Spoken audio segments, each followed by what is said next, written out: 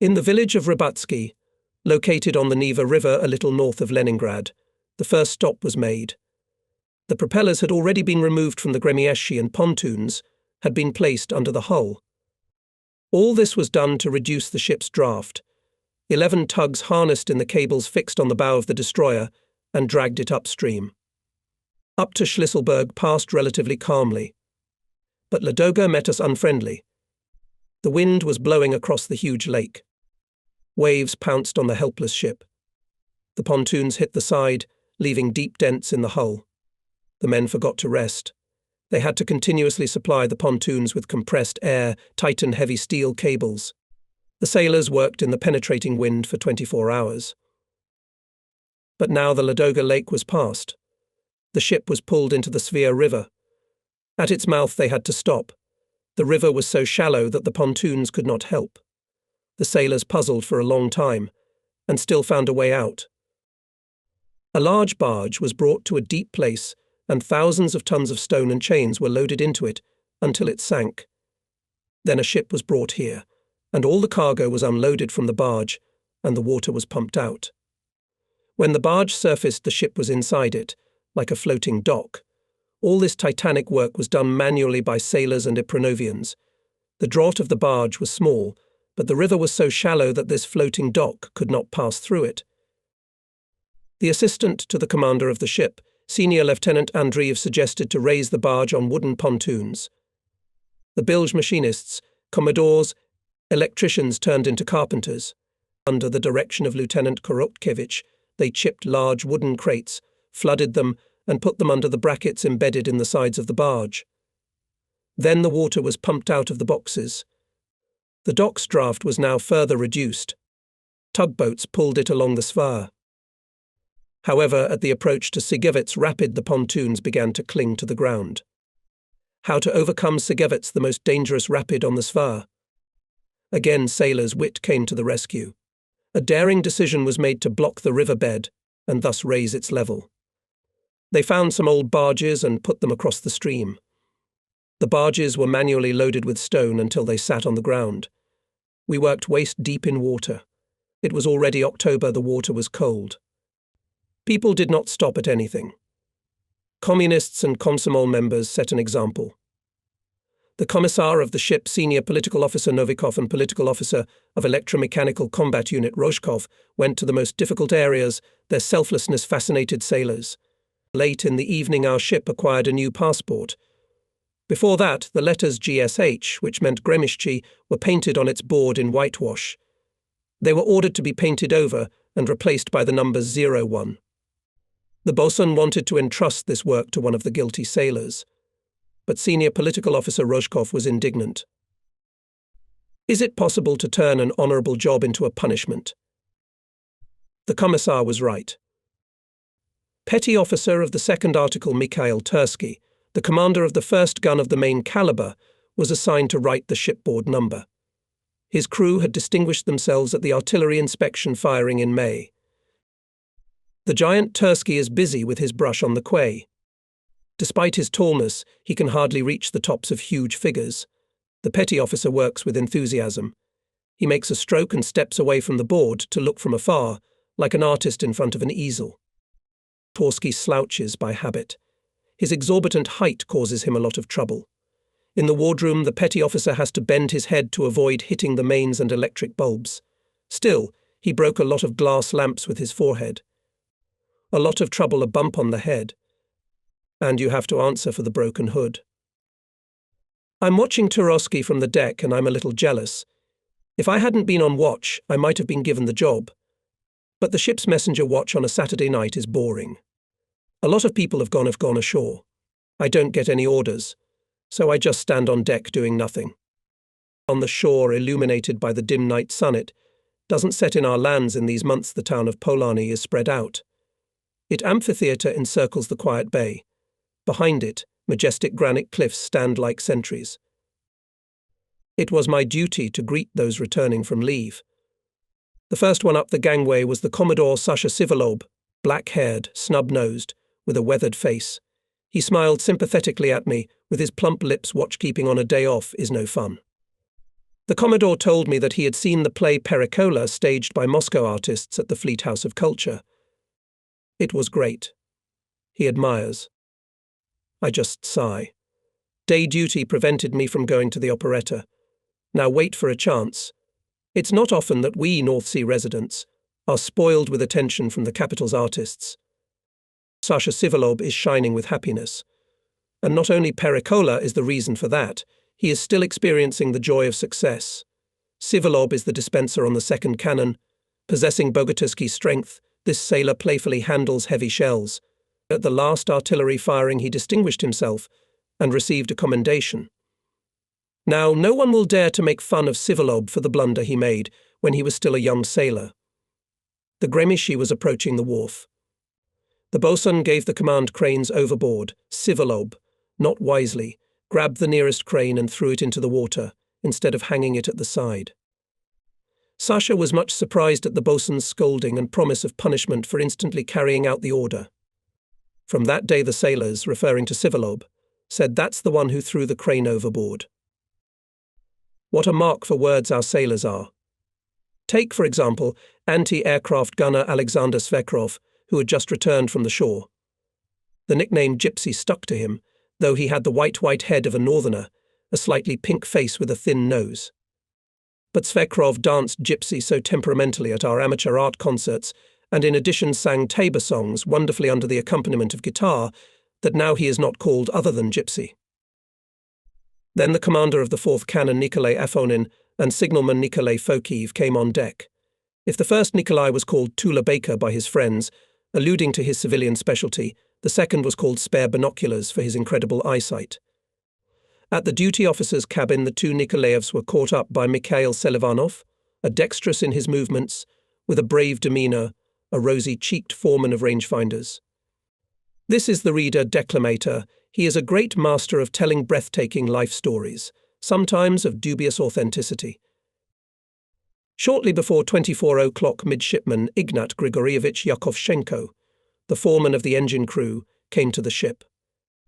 Apparently the midshipman seemed bored in the empty apartment after the departure of his wife and child to the south. Yakovshenko is a wonderful man. A hard worker, modest, smart. In a word, a communist. And as always, the last to arrive on the destroyer was the boiler machinist Semyon Komenko. Quick, with a mop of red hair on his head, on his freckled face he had a devious grin. Komenko is always in a great mood and has a vicious appetite, especially at breakfast time.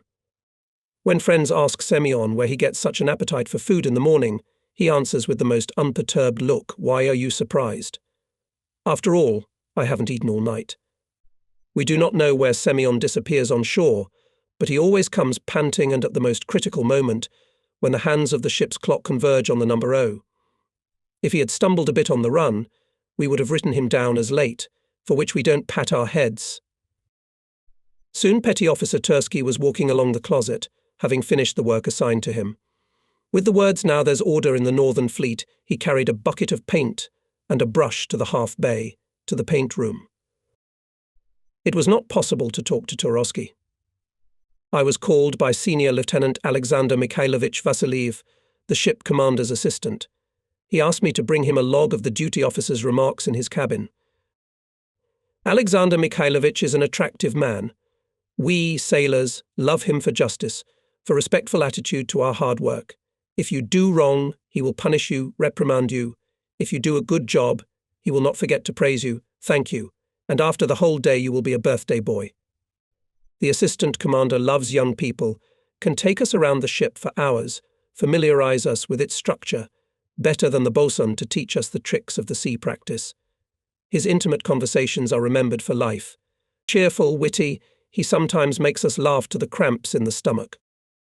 I remember once I was on the messenger watch, and Vasiliev was on duty on the ship, when the guests, soldiers and officers of the frontier part came to Gremieshchi. It happened that one major sat on the bollard and smoked. Alexander Mikhailovich squinted at him for a long time, not knowing how to tell the senior officer that it was not allowed. Finally he called me over and ordered me to sit on the bollard in a whisper. I, perplexed, complied with the order. And then Vasiliev came up to me and began to cut for violation of maritime culture. Without letting me open my mouth, he scolded so loudly and angrily that I was seriously frightened. The guest looked and looked at us and rose from the bollard. At midnight I beat off the bottles. The ringing of our bugle was intertwined with the ringing of the other ship's bells, rolling over the silent roadstead. The watchmen of destroyers, submarines, and gunboats were celebrating the new day. I was called from a nearby destroyer loud. I looked there and saw Andrei Polishchuk, a boy from Uman City, at the cut of the half-bank. He was smiling in all his white-toothed mouth. Andrei and I studied in the same shift at the Kronstadt Weapons School and became friends there. Oh, congratulate me. He stuck out his narrow chest. I've already received a commendation for keeping watch. You, I say, can be congratulated, but your anti-aircraft gunners. Polishchuk was silent. He was an anti-aircraft gunner too. And he had nothing to say. The thing is that all this week the turn to carry the readiness for air defence of the main base of the fleet fell to the share of Gromkoy. And it turned out that when a Nazi scout flew over Polyarny, the destroyer's anti-aircraft gunners were confused and were too late to open fire on the intruder. Why didn't you fire? Our anti-aircraft gunners, led by Petty Officer 2nd Article Svekrov. There were no instructions, justified the artilleryman of Gromkogo. We were afraid of getting something wrong. Petty Officer Svekrov kept them busy all day long. And in the evening of the same day another airplane with crosses on its wings flew over the raid. And again Loud was late in opening fire. The first to fire was the coastal anti-aircraft battery. After that, Svekov stopped talking to his colleagues from Gromky. 2 days ago I heard a conversation on the bridge. The commander of our destroyer division, Captain 2nd Rank Vitaly Alexeyevich Fokin, nervous, was talking about the fact that fascist aerial scouts were also appearing over other points on the Kola Peninsula. What would that mean? I thought. After all, there is a non-aggression treaty between the Soviet Union and Germany. You can expect any nasty thing from the fascists, said the captain of the 2nd Rank at that time. They are not ceremonious with treaties. And the day of June 22nd promised to be rare in the north, sunny, warm, windless. A lot of interesting things were expected. The commander of the division proposed to hold a ship relay race for a prize. The projectionist brought 2 new movies from the shore. Our library received a lot of books. For the sake of Sunday, radio operators exchanged gramophone records with comrades from the destroyer Stremetelny. The commander of the artillery combat unit, Olymp Ivanovich Rudakov, threatened to come with his wife to teach sailors to dance on the dock. The navigator Senior Lieutenant Ivashenko announced a lecture in which he would analyze the actions of the Russian Black Sea Fleet at the capture of the Turkish fortress Sinop. And why did I have to be on watch on such a day? I would be deprived of all pleasures until the evening. My thoughts were interrupted by the sharp ringing of the bells of a loud battle. Must it be the training at the posts again? I thought. Oh, that's superiors, even with a day off, do not count. The gangways and decks of the Gremeni rattled under the feet of the sailors running to the battle stations. The battle alarm on the Gremieshi was played by Captain 2nd Rank V. A. Fokin. He was still at the aft superstructure when the commander of the ship, Captain 3rd Rank Gurin, hurriedly approached him. The commander of the division reported the password, by which the Northern Fleet introduced heightened operational readiness. Anton Iosifovich Gurin pulled up more than usual and looked at the anti-aircraft bridge. There everything was ready to open fire. Gun crews were in place, ammunition was fed, people were closely watching the air. To the shore ran sailor announcers. Soon on the harbour wall showed commanders and super-enlisted men who were resting at home. They were hurrying to the ships. Above the pipes, Gremishi and Loud shuddered heated air destroyers raised vapour. Announced that several Nazi destroyers approached Soviet territorial waters. We were ordered to intercept the uninvited guests. At the 3rd hour of the night, Gremishchi and Gromky left the mirror-quiet Ekaterininsky harbour. In the Kola Bay, we were joined by 3 more destroyers, Stremetelny, Kubyshev and Uritsky. The latter 2 are veterans of the Soviet Navy. Uritsky is the former Zabiaka, which in October 1917, together with the cruiser Aurora, entered the Neva to support the rebellious St. Petersburg proletariat. Our new ships have to proportion their course with the capabilities of the old destroyers. The sea is calm, warm. Over the water is a light haze. We've been sailing for a long time. Signalman Petty Officer Second Article Fokiv reported that he sees on the horizon the tops of the ship's masts. However, the rangefinders did not notice anything in that direction. This time Nikolai Fokiv was obviously mistaken. Amazing. This has never happened to him before. The guy must be overly worried. Seagulls saw us off from Polyarny, but then they began to lag behind. Finally, only one of them was left above the Gremeni. It circled and circled over the ship, and then silently sat down on the mast rail. Pointing at it with his hand, the commander smiled. Look, Anton Iosifovich, according to the old Poma belief, it is good. The omen did not come true. The return to Polyarny was overshadowed by the news that at about 4 o'clock in the morning fascist planes bombed the city, and as if echoing our mood, the weather turned bad. Black clouds swollen with moisture crawled in from the west. From them, as from a giant sieve, the fine rain poured down. A cold wind came up. We had to put on overcoats. In Polyarny, we took down from the ship everything unnecessary in the battle training loading machine, training devices, unloaded training shells and torpedoes, taking instead of them combat ones. At 14 o'clock on the radio transmitted a government message about the treacherous attack of Nazi Germany on the Soviet Union. The thunderstorm, the approach of which we felt, broke out. Among the sailors there was only one conversation about the war. Commissar Alexander Ivanovich Rozhkov appeared on the Ute. He told us about the formidable danger looming over the motherland, called for vigilance, discipline, expressed confidence that each of us would fulfill our duty to the end. So, the night of the summer solstice has passed. The gloomy first day of the war came, dissolving all the charm of the quiet white night. I take notes and look out the porthole. Overboard the water rings, rough from the rain fountains. War. It has snaked its way to our sacred frontiers. How will we survive? The grey hull of the Gremeni is sunk into the mirror like surface of the Kola Bay. All around is night silence. Even the screaming seagulls have quieted down. The sun, having passed over the North Pole, rolled to the east. The western slopes of the green hills are sinking more and more into shadow. Tell me, what a change. Sailor Goria stretched out, lowering his binoculars. Yesterday it was raining, and today it's fine. Gorin, black-haired, with a face covered with swarthy skin, is an excellent anti-aircraft gunner. He speaks slowly, as if listening to his voice. Petty Officer Svekov looked at him. Good weather, keep your eyes open. Got it. Gorin raised the binoculars to his eyes again. We had just returned from Motovsky Bay, where we had convoyed 2 transports with infantry. During the crossing the weather was overcast. From the swollen clouds that clung to the tops of the masts of the Gremishi, the rain poured on the sea, on the decks of the ships. Our destroyer followed a constant course, parallel to the movement of transports. It was the commander's mistake, for which he was reproached by Captain Second Rank V.A. Fokin. A. Gorin did not justify himself. He now realized that if an enemy submarine got on the way, it could take advantage of our carelessness. We were saved by poor visibility. The clumsy cargo ships, looking like irons, were constantly hidden behind streaks of rain charge. While they were pulling into the bay, the burden covered them from the seaside. We stood at battle stations and watched around us with a keen eye. On the way back, some of the sailors were disappointed. It's a majesty, not a war. What do you want?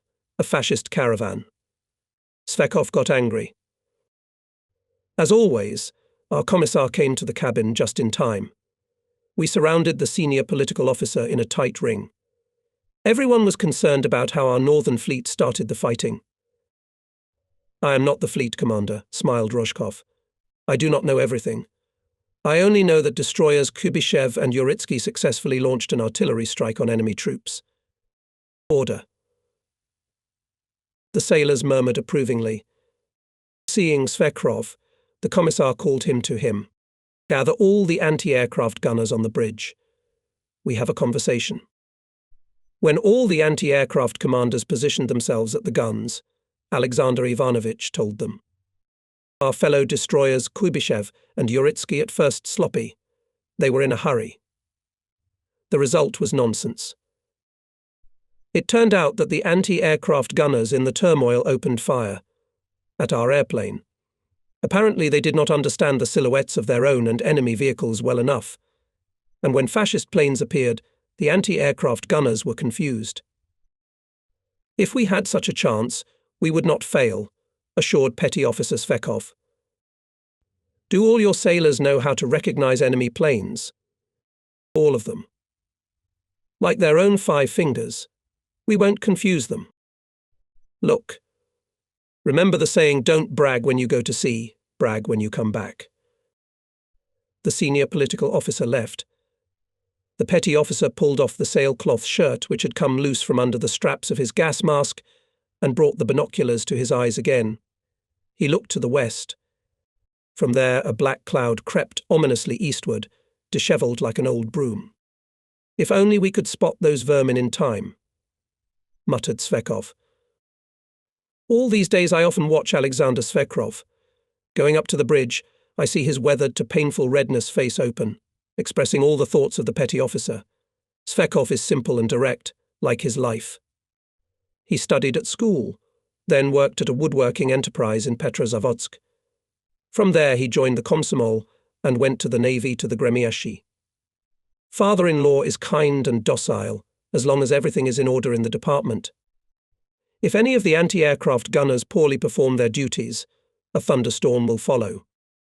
In such cases the petty officer is merciless. In the direction of Polyani heard clapping. Svekov pointed his binoculars there and saw in the sky curly caps of anti-aircraft shells bursting.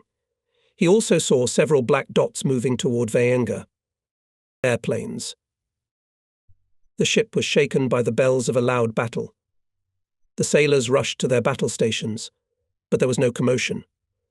On the port side ran those who had been painted at the stern posts. On the starboard side the men rushed to the half bay. This is prescribed by the ship's rules on alarm to run in such a way that the sea always remained on the right. Meeting streams, traffic jams are excluded. Soon everything was quiet.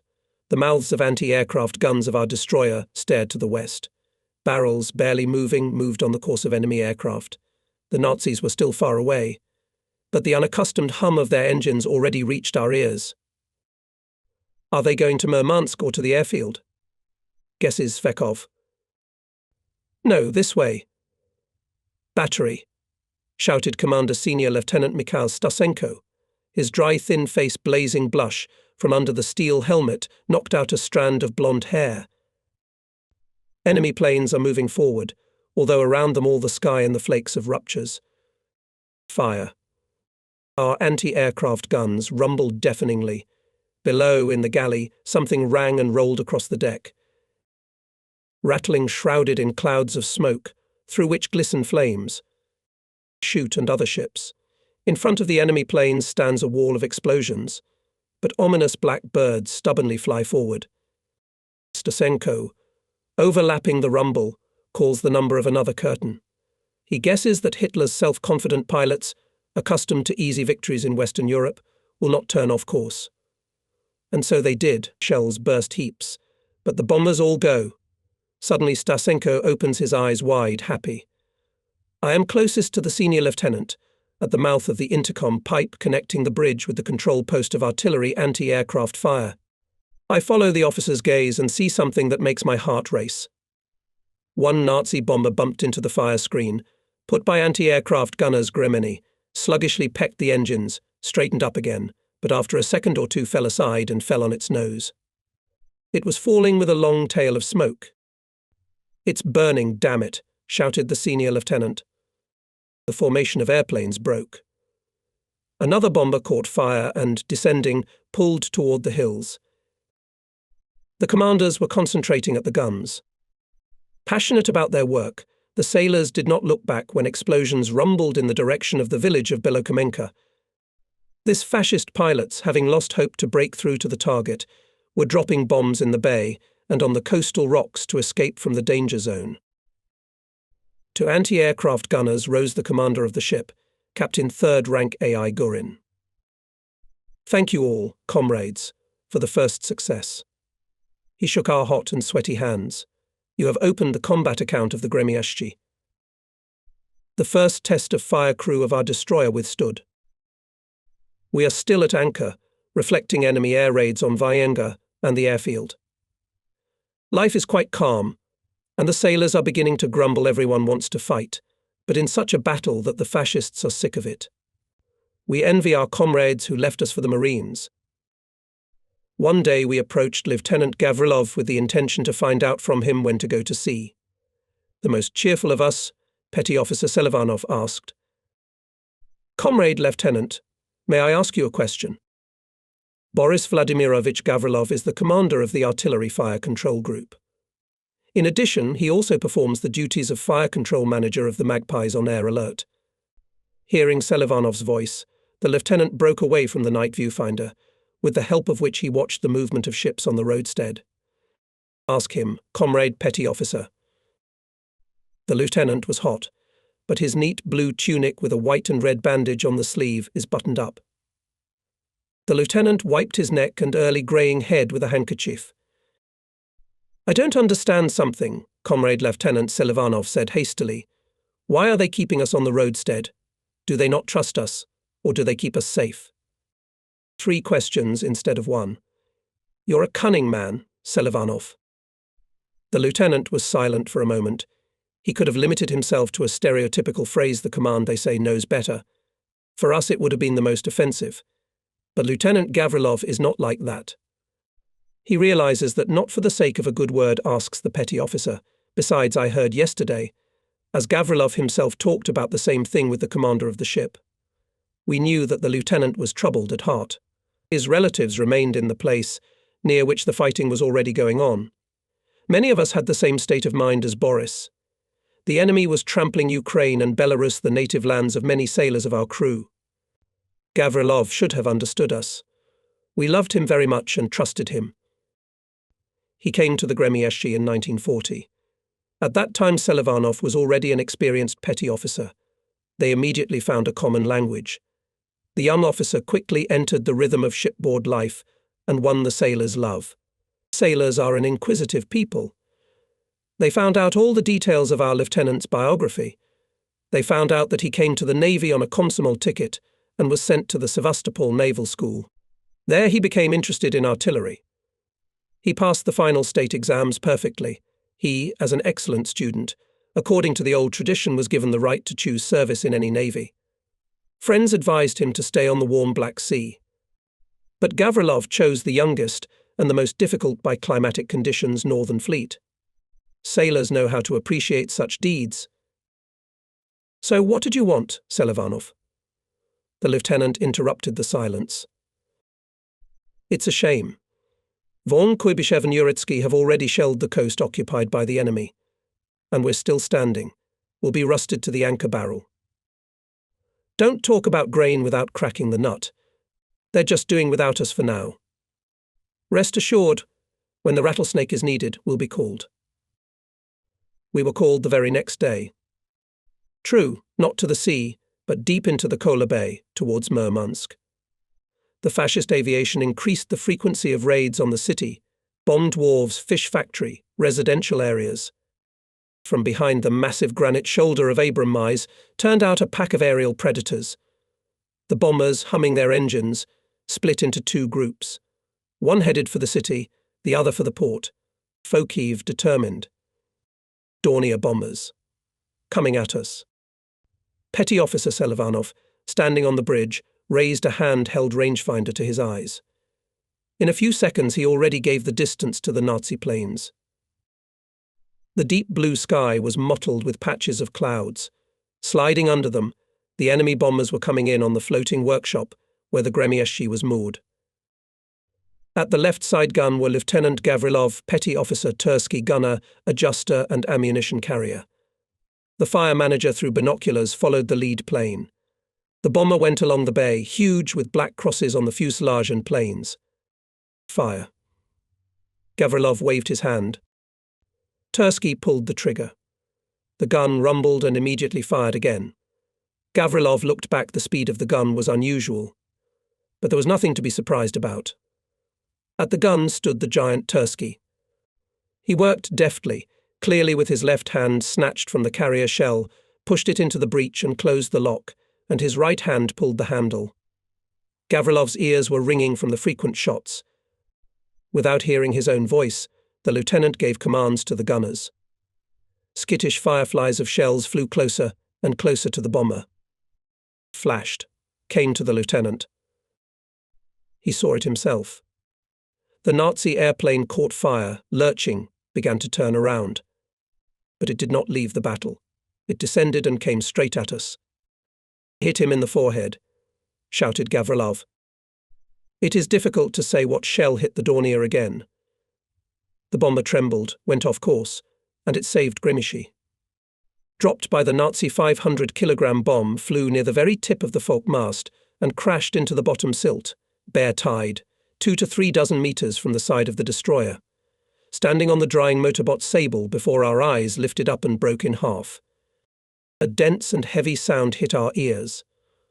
A black pillar rose at the sight of the explosion. Tons of dirt rained down on the gun platform and the wing of the running bridge. Selivanov and Fokiv managed to take cover under the canopy of the main command post. Artillerymen could not do this, and they were covered with a stream of mud knocked off their feet, scattered to the sides. Tursky found himself at the base of the chimney. Lieutenant Gavrilov, falling, badly bruised his face. But he quickly got up, spitting and wiping his eyes, all dirty, black, and commanded. Squad to the gun. Fire. His commanding voice immediately brought the stunned anti-aircraft gunners to their senses. Feet slipped on the silt-covered deck, but the sailors quickly took their places. However, it was no longer necessary to continue firing. The raid of enemy aircraft was repulsed. Only now Gavrilov saw how Dirty Wave carried away from the board of his cap Black Sea cut, which he was very dear. His clothes were all wet. After the unexpected mud bath, the lieutenant was freezing to the bone. But he couldn't go to change his clothes, there was no air alert. And here came a cold wind, and Boris Vladimirovich became completely unbearable. Commodore Kirillov stepped up to him and silently threw his huge coat on the shivering commander. "Thank you." When the air alarm was sounded, the lieutenant, seeing Selivanov, a rangefinder, who had come down from the bridge, called him over and pointed to the remains of the Dornier we had shot down. "You were longing for the real business. As you see, it has begun for us." After that, on the burden, more and more often there was an exclamation not written down in any instructions. "Make way for anti-aircraft gunners." One day the sound of bells of a loud battle raised us from our bunks early in the morning. Rare curly clouds floated slowly and majestically across the sky, barely driven by the wind, which was tired during the night. The high blue sky was clear. The enemy planes did not show themselves. This time our crew received a new combat mission. Soon Grimsby took off from the barrel and rushed into the open sea. Behind our ship, swaying in his keelwater stream, went Destroyer Loud. "Where and why are we going?" The commissar gave us the answer. It turned out that a fascist submarine torpedoed in the sea our ship Maria Yulianova, which was going from Murmansk to Arkhangelsk. As a result of the explosion, the stern broke off and sank, but the ship remained afloat. Our task was to protect the damaged ship from new attacks of the enemy and tow it to the nearest port. The pale sun was shining. Grimsby and Loud were going at full speed. A 4-point wave made the ships make deep bows to the Barents Sea. Cascades of spray were flying from the sides, hissing. The wind whistled in the tackle. The destroyer's foremast vibrated and seemed to bend. We on the Grimsby was not indifferent sailors. Even those who were on watch at the bottom found time to lift the lift and lit, and, leaning out of the hatch, to ask the first mate on the upper deck, "How's the situation?" "So far, everything is normal." Having heard such an answer, The curious sailor closed the hatch cover in his own way and went down to his post. Signalman Fokiv was the first to notice the ships on the horizon. When we came closer, we saw that the dark hulk of the mother ship had settled heavily into the water. The old three-tube destroyer Uritsky tried unsuccessfully to move the damaged vessel. The destroyer Kuibyshev was rushing around them, searching for the submarine. He changed tack, occasionally stopped the course, as if listening to the thickness of the water, and again rushed forward. But the fascist boat disappeared. Anton Iosifovich Gurin, pressed against the sailcloth cover of the bridge, watched the efforts of the Uritsky. In a brown raglan, in a cap with a strap around his chin, the commander paid no attention to the penetrating wind. Alexander Mikhailovich, how would you solve the problem? He asked his assistant senior Lieutenant Vasiliev. Stocky Vasiliev, squinting his eyes from the wind, looked at the sea, at the sky, thought. Gurin waited patiently. We, sailors, have long noticed this habit of our commander not to miss the opportunity to consult with his subordinates, to make them think creatively about the solution of the problem. If the answer was not satisfactory, Captain Third Rank did not wrinkle his nose, did not chuckle, but immediately calmly analysed the error and patiently led his subordinate to the correct solution. Finally Vasiliev, with his usual thoroughness, spoke. With a torn off the stern of the transport was deprived of the move and control. Therefore I find the actions of the commander of the destroyer Uritsky correct, although somewhat premature. He should have pursued the submarine before our arrival. In my opinion, it makes sense for us to take the submarine in tow. The other ships need to increase the diameter of the guard ring. Their job is to keep enemy aircraft away from the damaged vessel. The planes will definitely come here as soon as they get the message from the submarine. Right. Approved the commander. Rattling and loud approached the ship in distress. Gurin, who took charge of the rescue of the ship, ordered all ships to take places in the combat guard. Signalman Fokiv barely had time to transmit this order by flag semaphore, as it was heard. Airplanes. Dots of enemy bombers were growing, approaching, then disappearing behind the fluffy clouds, then appearing in the windows between them. Overlapping the howling of the boiler fans, the bridge heard the sing-song command of Senior Lieutenant Stasenko. Bar ta ria. The barrels of the anti-aircraft guns of the Gremeny turned toward the approaching enemy. Petty Officer Svekrov brought his binoculars to his eyes more often than usual. Commanders froze at the guns, waiting for the command. And now a chain of cotton balls grew in the way of the bombers. All the ships of the convoy fired. Automatic guns sounded, large caliber machine guns chattered. 2 bombers turned aside, the rest still jumped through the curtain of fire. Foamy columns grew at the side of the ship. Hitler's pilots dropped bombs by some means. Our anti-aircraft gunners did not let them aim. In the evening, when the sun was slanting to the west, 12 more Junkers came. Divided into groups, they simultaneously attacked all the ships of the convoy. 3 bombers rushed to Gremyashchi. Only by skillful maneuvering our commander saved the ship. The bombs fell a few meters from the sides. Explosive wave tore off one of the racks with depth bombs. In the hull of the destroyer formed numerous dents from shrapnel. 2.5 hours later, a new raid. Deafening palmbas stood over the sea. 3 bombers again attacked our ship, the rest were rushing to the base. The bomb exploded very close to us. Commissar Rozhkov, who was on the bridge, was knocked down by the blast wave. We rushed to him, but he shouted, "Stand down. Mind your own business," and got up without our help. Fortunately, the commissar was only slightly bruised. This time the enemy didn't leave with impunity. Stasenko's anti-aircraft gunners hit 1 plane. Junker's stone fell into the Sea Kabletov 60 from our board. At that time, in the southern part of the horizon, we recognized several moving dashes. It was the patrol ship Groza and several Mobo boats coming to support the convoy. Now, the anti-aircraft power of our detachment increased even more. A new wave of bombers came out of the clouds. 5 planes came in on the floating base, the rest attacked the ships, diverting the firepower of the convoy. Every now and then Gurin threw commands to Helmsman Igor Pishilin. A petty officer of the second article with an imperturbable cheekbone face unmistakably translated the handles of the steering manipulator. Rattling surrounded by high water columns, rolled to the right and left, increased or decreased the stroke. The bombs burst deafeningly, sometimes shaking the entire hull of the ship. The destroyer trembled from the incessant firing. We lost count of the air raids. The guns did not have time to cool down, and again had to open fire. Everyone waited for dusk. Autumn was coming in the polar region. The nights became darker. We hoped that the darkness would help us. In the sky cleared of clouds blinked idle stars. Gurin made a decision. We will take the base until the arrival of the rescue ship Memory of Ruslan on a tow. At the stern of our destroyer sailors bosuns Kavunev, Pilivanian, Tarabarin unravelled towing cable in a hand thick. They were helped by the commanders of the fourth gun of Petty Officer Afonin. The steel rope was bending unruly, rattling on the deck planking. Despite the fresh weather, the sailors threw off their coats. Senior Lieutenant Vasiliev was in charge of the work. Rattling stern cautiously approached the bow of the mothership. Kavunev, throw. The throwing end flew on the deck of the ship.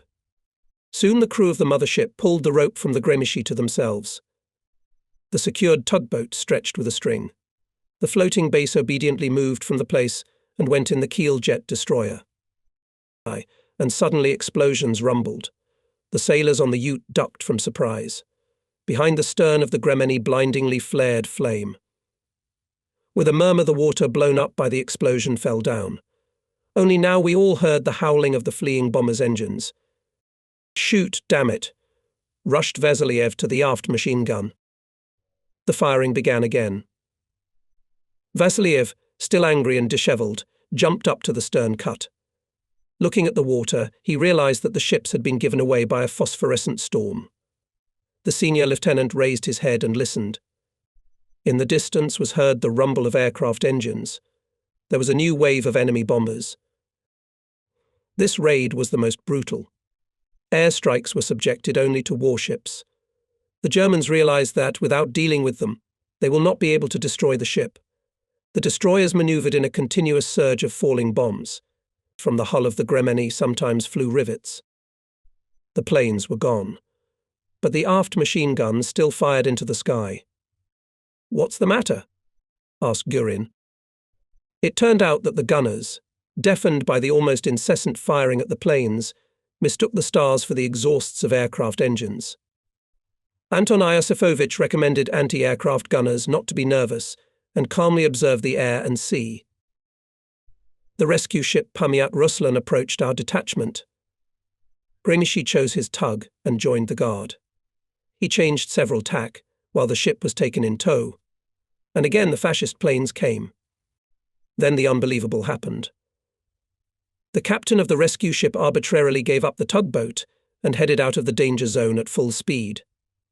We, on the Gremishi, which was fighting off the dive bombers, did not pay attention to it at once. When Gurin noticed what had happened, he shouted to the signalman. "Fokiv, pass the order to the rescue ship, fulfill your task." A thin ray of a hand signal lamp flashed. A minute later, Fokiv read the response from the rescue ship, "I have no right to risk the ship." Gurin gasped with indignation. It was the first and last time I saw him like that, but he quickly coped with the outburst of anger and calmly ordered the officer of the watch. Full speed. Set course for Ruslan. Seeing the rapidly approaching destroyer, the captain of the ship came to his senses and turned to the mother ship. At dawn, the ship, even more tilted on the left side, was towed to Tereberka. On the passage, the group of ships was subjected to 2 more ineffective raids of fascist aviation. The destroyers Gremishi and Gromki headed for the Kola Bay. Passing by the lane that connects the harbour of Poliani with this bay, we noticed a searchlight on the tower of the signal post. Fokiv, to our great delight, read, "I thank you for the successful fulfillment of a difficult combat mission. Conflot."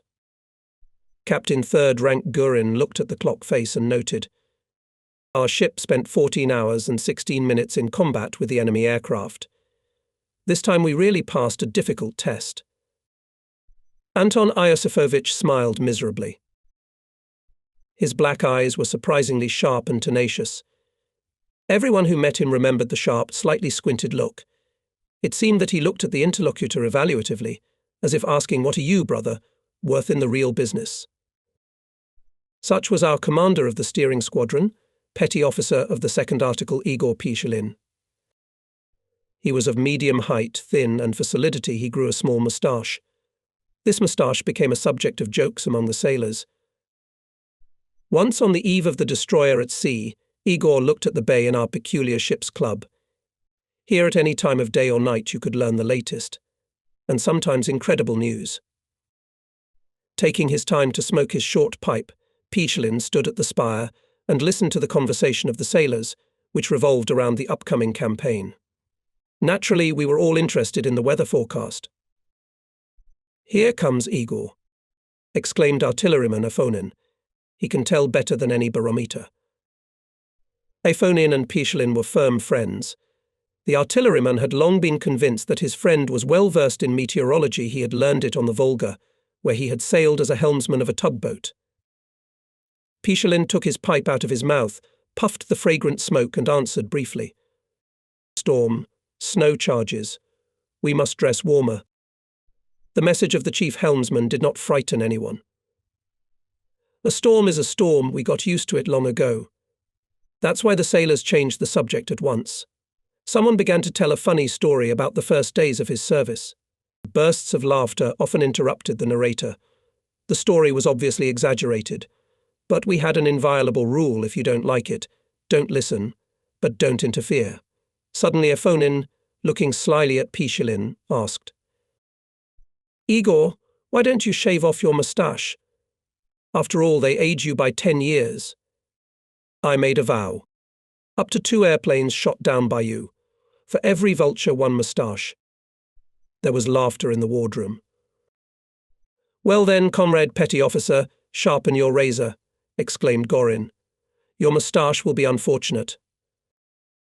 Pishelin calmly listened to the gunner of the anti-aircraft gun, took his time to knock out the tube in the water cut-off, and only then measured his interlocutor with a mocking look. "Don't boast, Commodore." The helmsman twirled his short moustache. "You shoot down the airplane first, and then get to my moustache." It became even more cheerful on the deck. Pishelin has been serving on the Gremishi for 3 years. Everyone respects him. A great master of his craft. Once we were caught in a hurricane. For 6 hours the water swells rattled the ship. Waves slammed into the bridge. On the signalman and helmsman wet clothes froze, turned into an icy shell. Rattling, guided by a skillful hand, steadily moved forward. And no waves and wind could not throw him off the set course when at the helm stood Pilin. Once the commander of the ship called Rozhkov. "Commissar, look astern, at our trail." Behind the rumbling on the bumps of grey-green waves stretched smooth, as if drawn on a ruler, frothy track, the ship moved as if on a string. Excellent work. Igor Pishelin had never received a different assessment. And not only him, but also his subordinates, grey-eyed and brave Ivan Sergeyev, swarthy, stocky Vladimir Gonchar, and others. It is not in vain they say what a petty officer is, so are the sailors. ... Yes. And this time Igor Pishelin was not mistaken. As soon as the Gremishi left the Kola Bay for the Kilda Channel, it fell into the arms of the storm. Wind, rumble of the sea, splashes, rocking, creaking of bulkheads, smell of salt and seaweed, a familiar environment. But the bad weather did not save us from a raid of Nazi bombers. 9 junkers appeared from the shore. They're already over Gremishchi. Signalman Fokiv shouted the first dropped Gurin, immediately ordered Pishelin. Left rudder. The commands followed one after another. Igor Pishelin immediately fulfilled them. The destroyer turned left, right. Anti-aircraft gunners at this time worked at the red-hot guns. Before our eyes smoked one of the junkers. On its plane ran vigorous red flame. The plane turned to the shore, but not passing 200 meters, exploded in the air. Having repulsed the attack, Gremishi laid down on the previous course. Igor Pishelin was still standing at the dock, hunched over, clutching the handles of the steering manipulator. After 5 days in the open sea, Gremishi returned to Murmansk. Sailors began to prepare for their departure to the city. They cleaned and ironed their clothes, washed and shaved thoroughly. Nikolai Afonin, having quickly finished with these things, got into the hatch of the first deck, where the helmsman, signalmen and radio operators lived. Pshilin stood at the mirror and shaved. Afonin watched his every movement. And when the helmsman was about to lay down his razor, the artilleryman stopped him. "Wait, have you forgotten the agreement? For one downed airplane, shave your right moustache now." "Yes," sighed Pshilin, "we had such an agreement." The helmsman took a pair of scissors, and before we knew it, he had cut off his moustache to the very stub. Wait, Igor." Afonin rushed to Pshilin. "Why both?" "So I'm an advance payment," Igor calmly replied. "Our anti-aircraft gunners, I hope they will not let me down, will shoot down another Junkers." We were not able to get to leave then. An air raid was announced. We rushed to take our places. One of the Junkers broke through to the burden. The bomb, dropped by him, did us no harm. Anti-aircraft gunners continued to shoot after the fleeing Nazi. Especially tried to calculate anti-aircraft gun Viktor Slepov, but the glowing points of tracer shells lagged behind the plane. Slepov introduced correction, but the matter did not change. Sailor Dmitriev, the distance and course setter, failed. Having heard the command, he did not immediately find the right division on the drum scale. While he was looking for it, the time was lost, and the line again went far from the plane. Slepov gasped with rage. "Because of you all." He attacked Dmitriev. Not knowing how to justify himself, the sailor said. "Well, I hesitated for a second. So you are ready to do anything to me for it?" "1 second. Do you know what a second means in battle?" Slepov calmed down a little bit. Looked at the sailors. "Comrades, perhaps someone else is thinking like Dmitriev. Let's talk seriously about seconds." From the bridge I could hear Petty Officer Slepov's muffled voice. I listened to him as attentively as I listened to the sailors. Admittedly, I hadn't thought about it before. A shell in a second flies hundreds of meters. Junkers during this time passes 125 meters. To hit it, you must take into account fractions of a second, otherwise the shells will fly past the target. The sailors were silent. Everyone understood it is necessary to learn more to be able to act instantly. Without it, you can't achieve victory. The war made us learn. In this we were convinced at every step. We learned from our own experience how important it is to take into account every detail in battle. There was a case when we were attacked by 14 enemy bombers at once. Signalman Nikolai Fokiev did not have time to report. Right dive. Left dropped. The third one is coming in. But immediately the petty officer corrected himself. Don't pay attention to the third, he's already bombed out. That was the petty officer's discovery. The fascists, in order to mislead us, imitated attacks and those planes that had already dropped bombs. The calculation was simple in the turmoil of the battle. No one will see which plane is dangerous, and which is not. Enemy cunning did not hide from the sharp eyes of a Russian boy Nikolai Fokiev. He watched every plane and helped anti-aircraft gunners to concentrate all the fire of guns and machine guns on those machines that carried the bomb load. This helped the commander to get the ship out of harm's way. Such a thoughtful, observant was our Nikolai Fokiev. Commanding a department of signalers, he taught his subordinates what he himself possessed. He taught them persistently, tirelessly. I remember we were exposed to a cruel storm for 2 days. The bridge, which was accessible to all winds, was pelted with icy splashes. But Fokiev, having changed his watch, did not go to the warm and noisy cabin, but stood leaning with his back to the mast. The watch was kept by a young signalman Rulev, and the petty officer could not leave him. A floating mine was detected on the course. The officer of the watch ordered to inform all ships about the danger. Rulev began to call for a ship following the Gremishi. Fokiev, looking at him, furrowed his thick ashy eyebrows. Get to the right, he advised the sailor. Otherwise the superstructure obscures you and the addressee will not see your flags. The petty officer also noticed that the young signalman, taking the semaphore, did not read it aloud. He wanted to correct the sailor at once, but decided that a visual lesson would work better. At that time Veniamin, who had replaced the helmsman, came up to the bridge. "Stand next to me," offered the foreman to the young sailor. "See how your comrade works." Soon flags flashed on the neighbouring ship. Onukov, like all experienced signallers, read the report at once, and was heard by the commander and the officer of the watch. "That's the way to do it," explained Fokiv. "Then the commander of the ship will familiarize himself with the contents of the semaphore without waiting for the end of the message. While you take it, he will be able to start maneuvering. And in battle, the speed of decision sometimes means everything." The helmsman had a serious flaw: he couldn't stand the rocking. On the bridge he stands all green, barely able to stand on his feet. He's of little use. Fokiv now and then has to help him. But the petty officer does not let the sailor go. On the contrary, even more demanding to him, shouts at him more often than usual. The foreman knows hard work is the best cure for seasickness. "Well, why is your searchlight beam dancing like a drunk?" Fokiv is indignant. "Keep yourself in control." Or, "Again you missed a word. Is it possible to take semaphore like that?" Rulev listened to the petty officer's remarks with a doomed look, pulled himself up for a minute, but then everything fell out of his hands again. Fokiv stood 2 storm watches together with him. Only after that both of them went down to the cabin to rest. When it was time to go on watch again, Rulev got up from the wheelhouse with difficulty. Fokiv quickly dressed and asked him, "Are you by any chance not ill? I'll stand in for you." No, Rulev hurried up. "I'll manage now." After such a school, Rulev became an excellent signalman.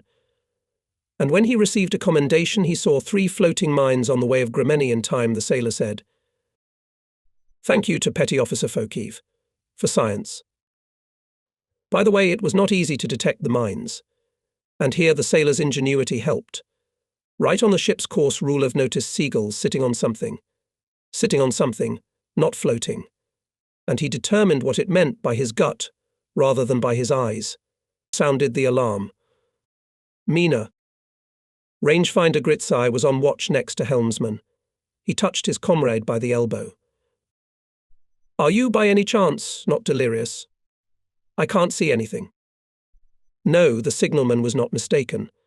When the ship at slow speed approached the seagulls, they rose into the air, and something black flashed where they had been sitting. The convex top of the mine was barely sticking out of the water. After this incident, Petty Officer Fokiv, having given up his watch, did not linger a minute on the bridge.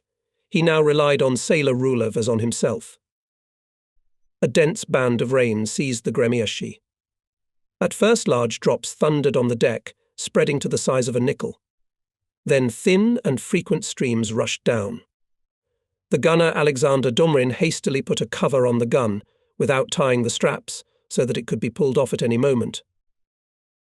It rained long and tediously. The drenched commanders were talking sluggishly.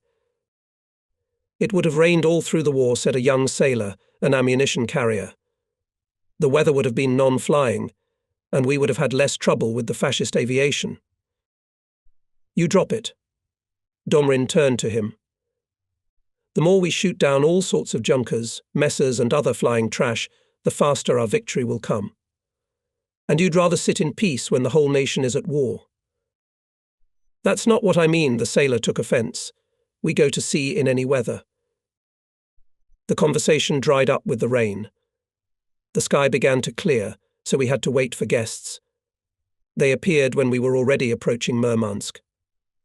On the mast of the Rambling, the flag of Firmly was flying a rectangle with black and yellow squares. Air. Enemy airplanes in the air is what such a flag means in the Navy.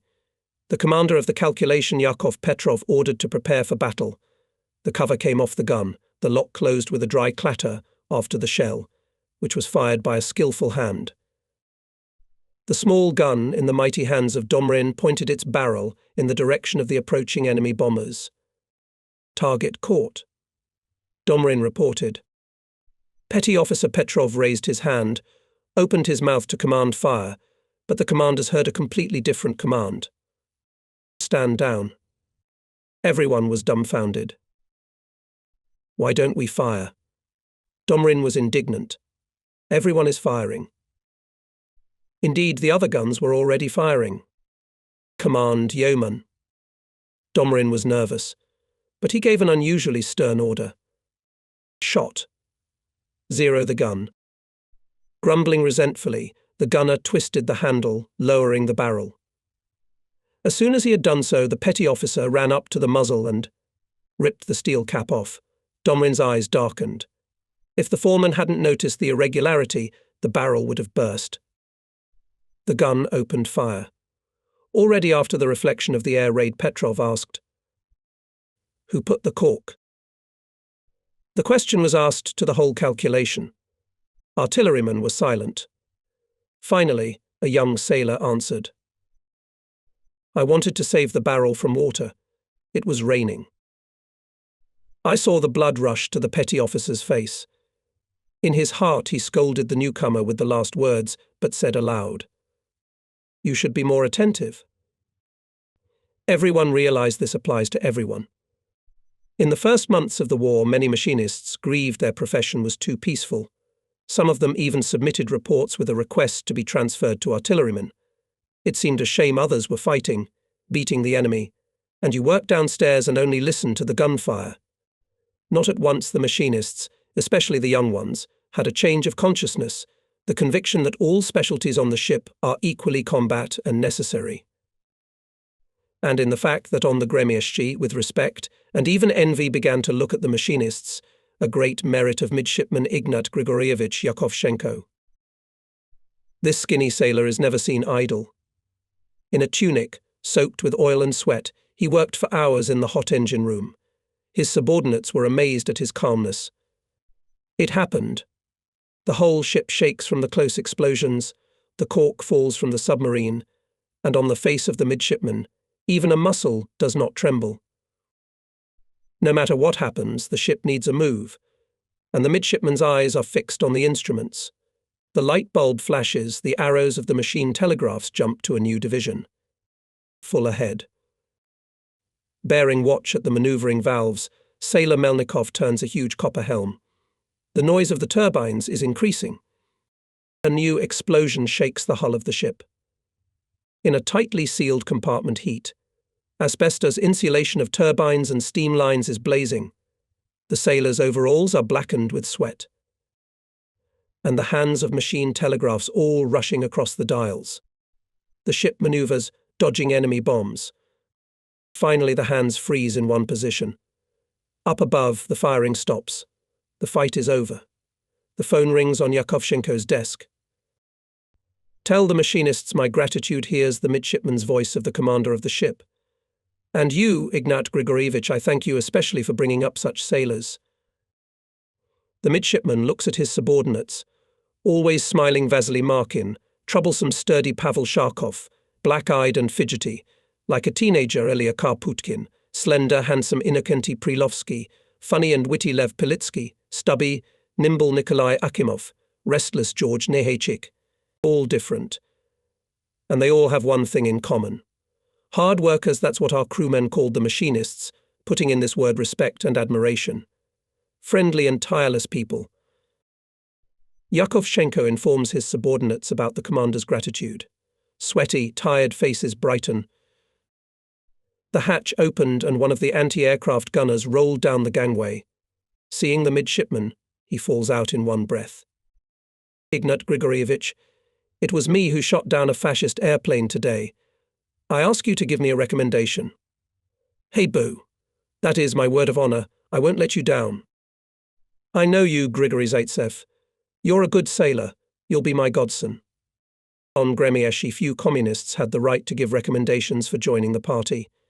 Therefore, there was nothing special in the fact that the machine gunner made such a request to the chief machinist. The crew of the destroyer, long ago rafted, has been in many altercations, in which human souls are exposed to their full depth. People well recognized each other. Ensign immediately began to write a recommendation to the machine gunner distinguished in battle. Communist Yakovchenko enjoys great authority on the ship. This is an much experienced sailor. He joined the Navy in 1933. He served in the Baltic, on the old Russian line ship Gangut, which for services to the Soviet people was renamed and carried on board the Sacred Word's October Revolution. He stayed on superannuation, graduated from the School of Chief Petty Officers of Machine Groups. He was left as an instructor in this school. But the heart of a sailor could not stand the service on the shore. He began to ask for a ship again. He got an appointment on the destroyer Gremyashi, which at that time had just passed the factory sea trials. Midshipman Yakovchenko came from the Baltic to the Northern Fleet on the destroyer Gremyashi. It happened a year and a half before the beginning of the Great Patriotic War. The midshipman has a lot of sailors under his command. Each required a special approach. Communist Yakovchenko turned out to be an excellent educator. A young machinist came to our ship, cocky, self-confident. He thought that there was nothing special in the work of turbine operators, and that a good watch will cost itself. The midshipman put him on watch at the propeller shaft bearings. This work is quiet, but requires great attention. The midshipman explained to the newcomer what to do, asked, "Is everything clear?" "It's as easy as a turnip," was the answer. The midshipman kept silent, but more often than usual visited the corridor of the propeller shafts. Suddenly he noticed that one of the bearings was slightly warm. "What's wrong with it?" asked the midshipman. The sailor with aplomb began to explain the possible reasons for the heating of the bearing and the measures to be taken. "In words, you are a professor." The midshipman groped the newcomer with a prickly look, but in practice a bum. "Why haven't you checked the lubrication? For negligent watchkeeping, I'm giving you 2 shifts out of turn. From now on, you won't treat serious business like it's no big deal." The lesson went well. The sailor began to keep watch faithfully. We knew that Ignat Grigorievich had suffered a great grief. Shortly before the beginning of the war, he had sent his wife and child from Polani to Ukraine, to her father. Now they remained behind the front line. Maybe his relatives are no longer alive. But outwardly the midshipman did not give away his worries. He only lost even more weight and became more silent than before. The sailors avoided expressing their sympathy and condolences to Ignat Grigorievich. A strong heart does not need it. The midshipman did not spare himself, was ready to work day and night. His energy was inexhaustible. For us, he was a living example of loyalty to military duty. That's why all our crew rejoiced when they learned about awarding Yakovchenko with the Order of Red Star. The sailors' congratulations had no end. I looked more and more closely at my comrades, simple workers and peasant guys who came to the ship from all corners of our homeland. They never intended to fight. But the thunderstorm broke over the motherland, and each of them became a brave, fearless warrior, as if he had spent his whole life under fire. People change before their eyes. Boiler machinist Semyon Komenko was the most reckless man on the ship. A braggart and a braggart, a lover of drink on occasion, he spoiled a lot of blood for his commanders. Sometimes at Komsomol meetings he got so bad that, as our witters said, the fluff flew in all directions. But Semyon was like water off a goose. And few people knew that bravado, cockiness, this is only the outer shell of Komenko. In fact, he was a warm-hearted man, always ready to come to the aid of a comrade. In order to help a young sailor, he would stand idle at the hot boilers for 2 or even 3 shifts without a shift, though no one asked him to do so. I also knew that Komenko was a passionate book lover, the most well-read man, and dreamed of a feat. That's why he hated his specialty of stoker. He considered himself offended by fate, a loser. Listening to the stories of anti-aircraft gunners about the battle, he silently chewed a cigar and sighed heavily. People are lucky. So Komenko remained a mystery to his comrades, but there was an incident when his attitude to him changed at once. Rumbling at full speed was rushing into the ocean to meet the convoy, which we had to guard. Suddenly the ship's speed decreased. On the bridge appeared upset mechanical engineer Mark Samuilovich Rotenfeld. He reported about the trouble in one of the boilers' burst water tube. The boiler had to stop. "What are we going to do?" asked Gurin. "We will try to eliminate the malfunction." Someone will have to climb into the hot boiler. Who will go? Bo, Red Fleet Komenko. Komenko? The commander of the ship, and thought for a minute. He knew every single person on the destroyer, and especially this poor guy. You volunteered? No, I appointed him. You did the wrong thing. What was I supposed to do? When I called for volunteers to go into the sewer, everyone volunteered, and everyone demanded that he be the one sent. A smile flashed across Rothenfeld's tired face. What were you happy about? Asked Görin. I remembered how the sailors first to me, and then to each other began to prove their merits to the Gremishchi. And why? Who, they say, has more merits, he has earned the right to climb into the collector. What devils! Exclaimed the commander in admiration. I thought, continued the senior mechanic, and decided to send Komenko. He is small in stature, it will be easier for him. And there was no other reason. Glanced at the chief mechanic commander. In general, I approve of your choice. Let's test this man on the real case. There was an unusual silence in the boiler room. Turbofans stopped, nozzles stopped their squealing. It smelled of oil, steam and soot. Chief Petty Officer Grigory Bedran examined from all sides a man dressed in a clumsy asbestos suit. The man wore an Ushanka hat on his head, felt boots on his feet, and thick mittens on his hands. The face smeared with Vaseline glistened. It was Semyon Komenko. He was impatiently waiting for the sailors to unscrew the nuts of the collector cover. But now the cover was removed. From the black mouth breathed such heat that the usually slow Bedran bounced aside with a ball. Putting on asbestos gloves, he carefully stuck a thermometer into the vent. When he took it out, the chief petty officer whistled over 100 degrees. Bedran carefully bandaged Komenko's cheeks, nose and forehead with gauze, and put protective glasses over his eyes. The sailor, holding a portable lamp in one hand and a hammer and a long metal plug in the other, squatted down and looked into the black gut of the collector. He hesitated for a moment, then climbed into the terrible hole. The minute seemed an eternity. The sailors were worried about their comrade and kept their eyes on the neck of the collector, from which hot steam was still streaming. No one said a word, but here in the silence there were muffled blows. Komenko had found the burst tube and was hammering the plug.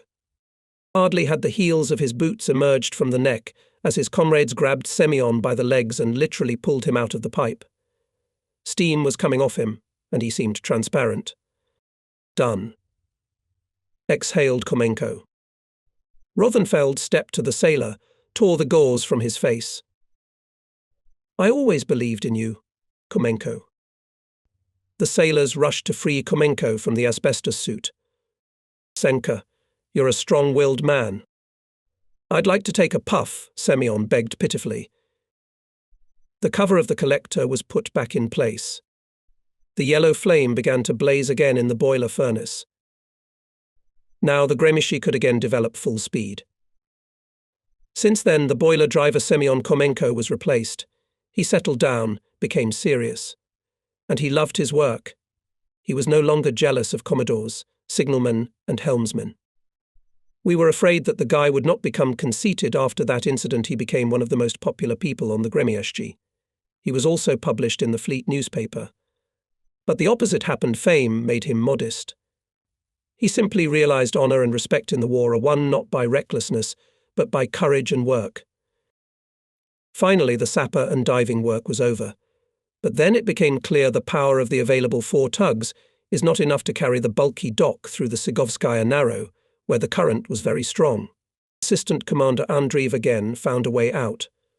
Sailors began to wend cables on the shore, fasten them to tree trunks, and then manually with the ship's spire to pick out these cables, pulling the destroyer forward. Every few tens of meters of the way, all this operation was repeated. At the approach to the White Sea-Baltic Canal, sailors sank the dock, took the ship out of it. Everything went normally from there. The last lock of the canal was crossed without any accidents. In the port of Soroka, a team of workers of the ship repair plant was waiting for us. With their help, sailors put the propellers, installed the mast, guns and torpedo apparatuses, which followed the ship on a special barge. 3 days later, Gremishi was already on its own way to the White Sea. Here it got into a storm. But the most terrible rocking began in the Barents Sea. Huge ocean waves pounced on the ship, rolled over the deck. Here it was, the north, where we were now destined to carry out our service. In the morning of November 8th, in the watch log, there was an entry: we moored at the berth in Polyani, depth 40 meters. Tense combat training began.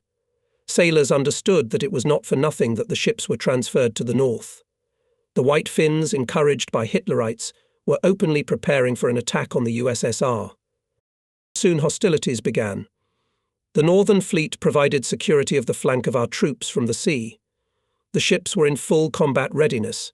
Together with other destroyers, Gremieshchi carried watch and reconnaissance service on the distant approaches to our bases, escorted Soviet ships traveling between Murmansk and Arkhangelsk.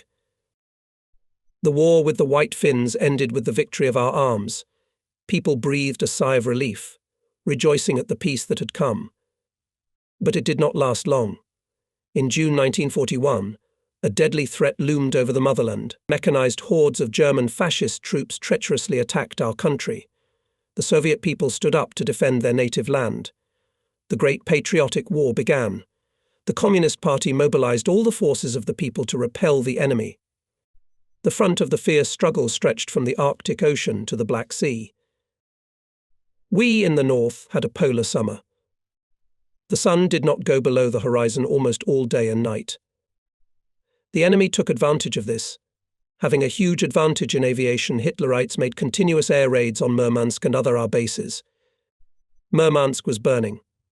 Thousands of people were left homeless, but continued to work for the front. Worked railroad junction, factories, port. Artillery, ships and aviation of the Northern Fleet selflessly repelled enemy air raids. Sailors helped Murmansk inhabitants to extinguish fires, to restore destroyed enterprises. Gremieshchi was under repair when fascist planes dropped bombs on a nearby torpedo warehouse. Fortunately, the torpedoes were without compressed air. This prevented an explosion. But the room caught fire. The fire was spreading. It was already approaching the ammunition stacks. The commander of the Gremeni led his subordinates to rescue shells and torpedoes. People were working among the flames, their clothes were catching fire. The shells were so hot that they burned their hands. At any moment one could expect disaster. But the sailors realized the importance of their work. If they did not protect the ammunition from the fire, the warehouses will blow up, the explosion will kill the ships at the piers. The crew of the Gremeni emerged victorious from the battle with the fire. The ammunition was loaded on the transport, which was taken to a safe place. Day and night, sailors of Gremieshchi kept their combat watch. They fought with enemy aircraft, convoyed caravans of ships, supported our troops fighting in coastal areas with artillery fire, searched for and destroyed enemy submarines, laid mines in the paths of fascist ships. It is difficult for me to write about those days. I did not serve on the Gremieshchi at that time, although all its combat activities took place before my eyes. I was at that time the assistant commander of the destroyer Sokrushitelny. Gremieshchi and our ship together passed from the Baltic to the north, were neighbours at the berth in Polyani, together went on convoy and raid operations. Then I had to part with the north. For 8 whole months I was sent to study on courses. I returned to the fleet in December 1942. I was called by Fleet Commander Admiral A.G. Golovko and announced the order. I was appointed commander of the destroyer Gremieshchi. This both pleased and stunned me. I, a young commander, entrusted to the best ship of the fleet, which by that time its combat deeds had already won a wide fame. Many things confused me. I knew the commander of Gremieshchi. Anton Iosifovich Gurin as an educated, enterprising officer, a wonderful educator. The whole crew loved him. Tireless, energetic, he was able to build a strong fighting team, where everyone was a brave and skillful warrior. Would I be able to replace such a man? But there was no time for doubts. The fleet command trusts me, so I must do my best to justify this trust. The admiral encouraged me and wished me success. And here I am at the pier, where stands Gremishi, just returned from a combat operation. I didn't immediately recognize it. The fancy camouflage had transformed the look of the ship. I go up to the upper deck. The destroyer had just docked after a long and arduous voyage, and it was shining clean. The first person I met was the assistant commander of the ship, Senior Lieutenant A.M. Vasiliev. My comrades told me a lot about him. He is a knowledgeable and loving officer. My luck that I will have such an assistant. I saw the chief bosun, Midshipman Rechkin. With Pavel Andreevich we are old acquaintances, since the time when I was a cadet of the naval school. During shipboard practice he was our first teacher and mentor. Now fate has brought us together again. However, the situation has changed somewhat. Now Pavel Andreevich is my subordinate, but it will not affect the old friendship. The next morning after the raising of the flag, the former commander of Gremieshi, and now appointed commander of our destroyer division, Captain 2nd Rank A.I. Gurin, introduced me to the sailors of the crew, built on a large gathering. In front of me stood sturdy sailors with courageous tanned faces blown by the northern winds. They were men who had faced death more than once, men who had emerged victorious from the toughest battles. Having introduced me to the crew, Gurin informed about his new assignment, thanked the sailors for excellent service, wished them new combat successes. I briefly told about myself, about my service. I hoped that my new combat friends would help me to get up to speed faster. Accompanied by the assistant commander and the bosun, I went around all the battle stations and once again made sure that the ship was in exemplary order. In the evening we sat for a long time in the cabin of the deputy commander for political affairs. He introduced me to the people of the ship, communists and Komsomol members. Before leaving the political officer, I asked him to show me the historical log of the ship. Until late at night in my cabin I read the scanty lines of this document. They told of the crew's military deeds. They could be envied by any ship of our fleet. At the beginning of the war, Gremishi supported our troops near western Litsa with its fire, destroyed several artillery and mortar batteries of the enemy. Great respect on the ship enjoyed the sailors of the correction posts, who sneaked to the front line and by radio directed the salvos of Gremishi firing from Ureguba. The destroyer placed hundreds of mines in enemy waters. The ship's anti-aircraft gunners shot down several enemy planes. On the account of burden, 1 sunk and 2 damaged submarines. More than 1,000 transports are, and Allied delivered their cargoes to the northern ports under the protection of Gremieshchi. Behind the meagre figures hid a truly heroic labour of sailors. In the historical journal cited the names of dozens of soldiers who for their exploits were honoured with government awards. Some of them were awarded twice.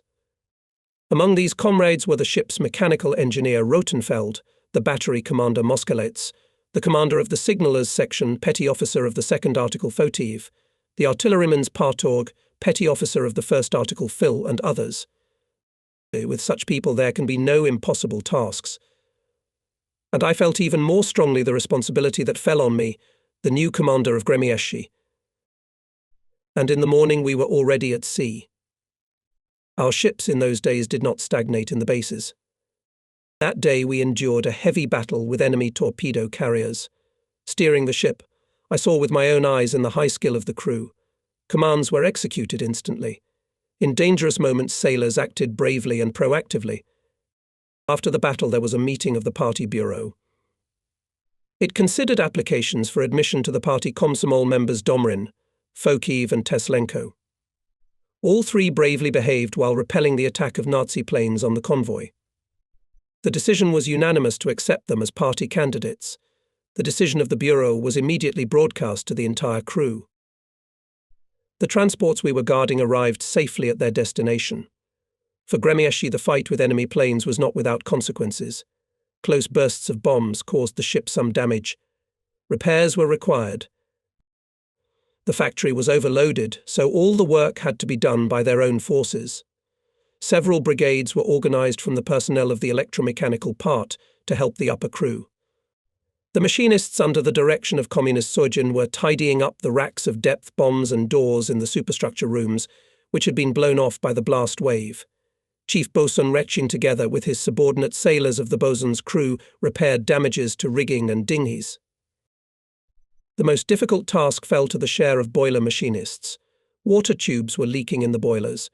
It was necessary to find the damaged tubes, plug or change them, check, clean, roll and roll the rest. In factory conditions, 6 to 7 days were allowed for this work. Boiler machinists, under the leadership of petty officers Bidreni and Korotkov, managed to complete the work in 3 days. They worked without rest, until the most picky inspection showed that the boilers were in exemplary condition. By the end of the 3rd day, Gremieszki, shining with fresh colouring, was ready to sail again. In the Arctic Circle came spring.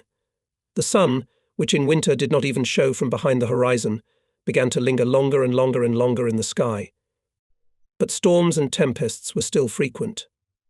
Exhausted sailors returned from campaigns, and they had to sail a lot each time for several days, during which 5 or even 7,000 miles were added to the log counter. After one of such campaigns, Gremieszki returned to Vengui and stood at the berth. Life flowed according to the normal daily routine. The enemy's airplanes now bothered us less. There was more aviation in the fleet. New types of high-speed Soviet airplanes appeared. The working day was coming to an end.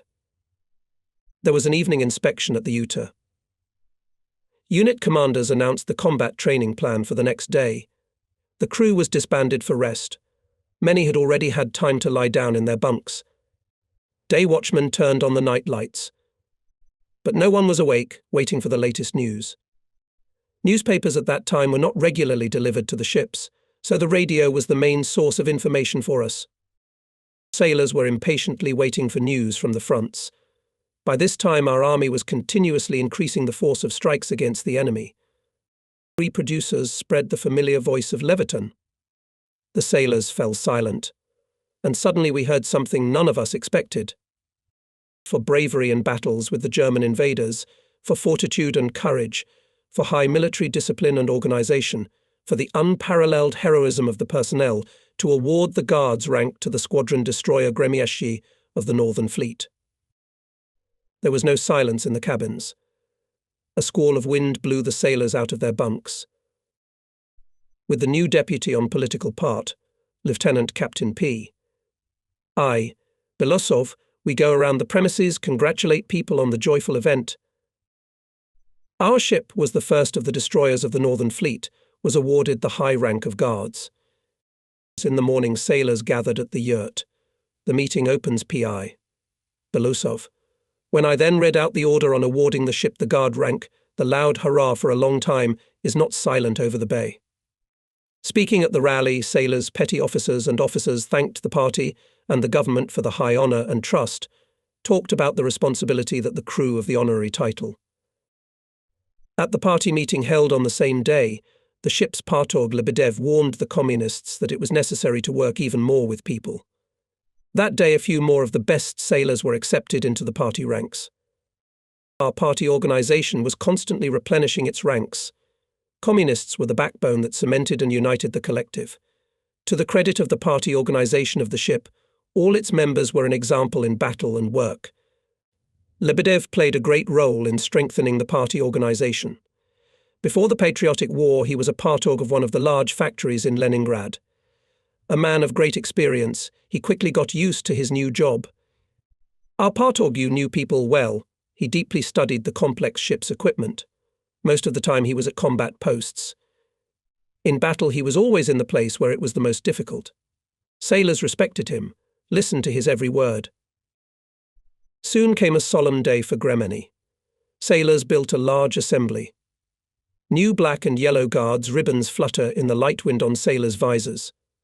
A member of the Fleet Military Council, Vice Admiral Aaa Nikolaevs, hands me attached to the shaft of the Guards' banner. This is our native Soviet Navy flag with a scarlet star and sickle and hammer. Only above the blue, like the sea, border at the bottom of the cloth now appeared black and yellow stripes of the Guards' ribbon. Raising the Guards' banner high, I slowly walk around the formation. The faces of the sailors shine with pride.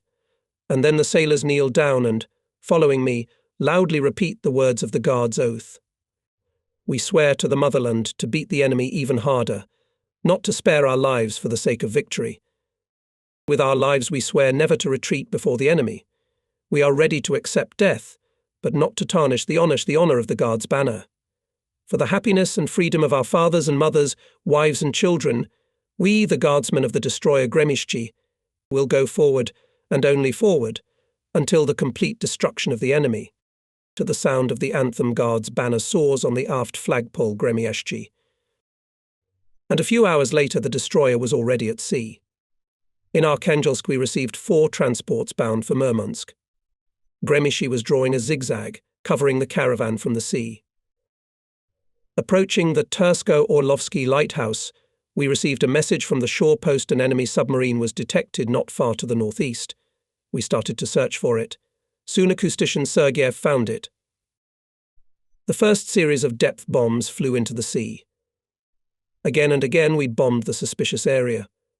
I do not know how successful the attack was. We had no time to observe its results.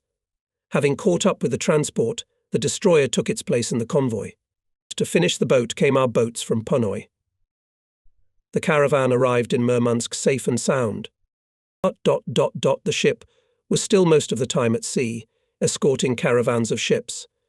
The work was familiar and required only constant attention and high alertness. And sailing became more fun. In addition to guard ships, convoys now covered and aviation. This, of course, did not mean that we had a peaceful everyday life. We had to be always on the lookout. I remember once the convoy was suddenly attacked by enemy planes. Anti-aircraft gunners opened fire.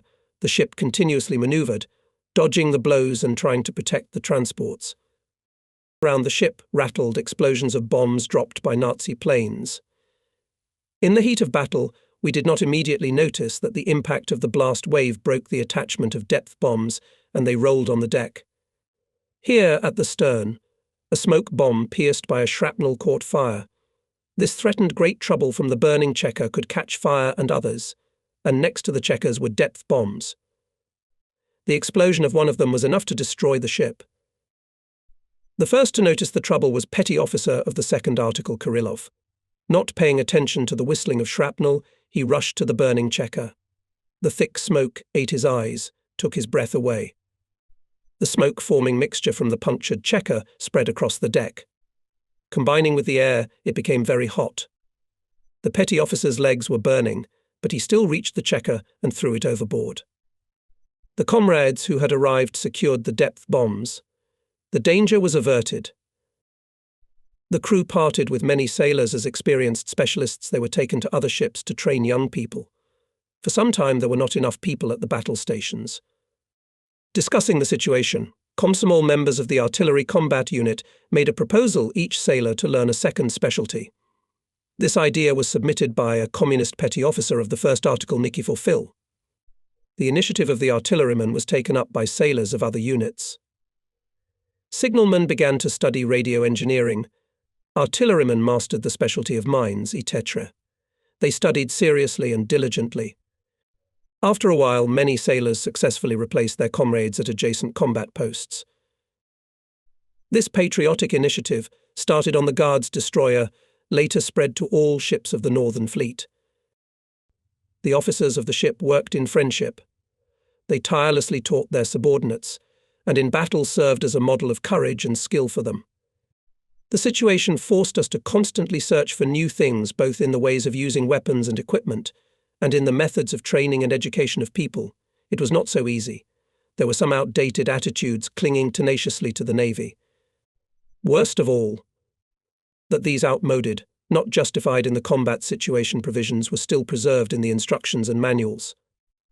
Very often what was written in the documents did not correspond to the requirements of reality. And yet the paper had the force of law, and to make changes in it was a matter of canny and difficult. Fortunately, we were actively supported by the commander of the division, Captain 2nd Rank A. I, Gurin, himself a great lover of novelty and experiments. By common efforts we managed to update a number of instructions. Almost all our officers were communists, people of high principle, fervent patriots. They knew how to inspire people with their personal heroism. Once, when we were standing in Murmansk, the ship was suddenly attacked by 16 enemy planes. We tried to throw them off the course with barrage war. Still some bombs fell near us. One of the bombs penetrated the pier and exploded under the hull of the ship. The explosion raised a gigantic column of water and mud. The ship was thrown up sharply. The moorings broke from the shock. Mud flooded the guns, covered the sights. Senior Lieutenant Moskowitz, who was directing the firing, took off his tunic and began to wipe the sights with its lining. All this was done while the bombs were tearing around the ship.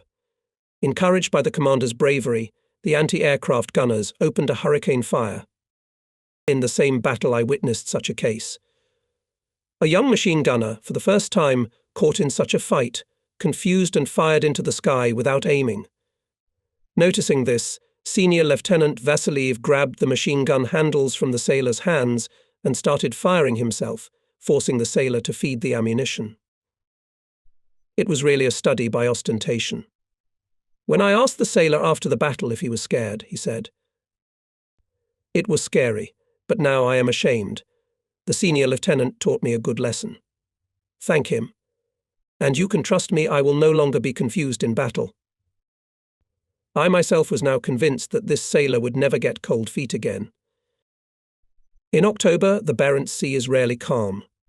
Northern and northeastern winds now, and then break out on the ocean expanses, raising a huge wave. The day becomes gloomy. The wave crests torn off by the wind freeze on the fly and cut the face with icy prickles. Blizzards often strike.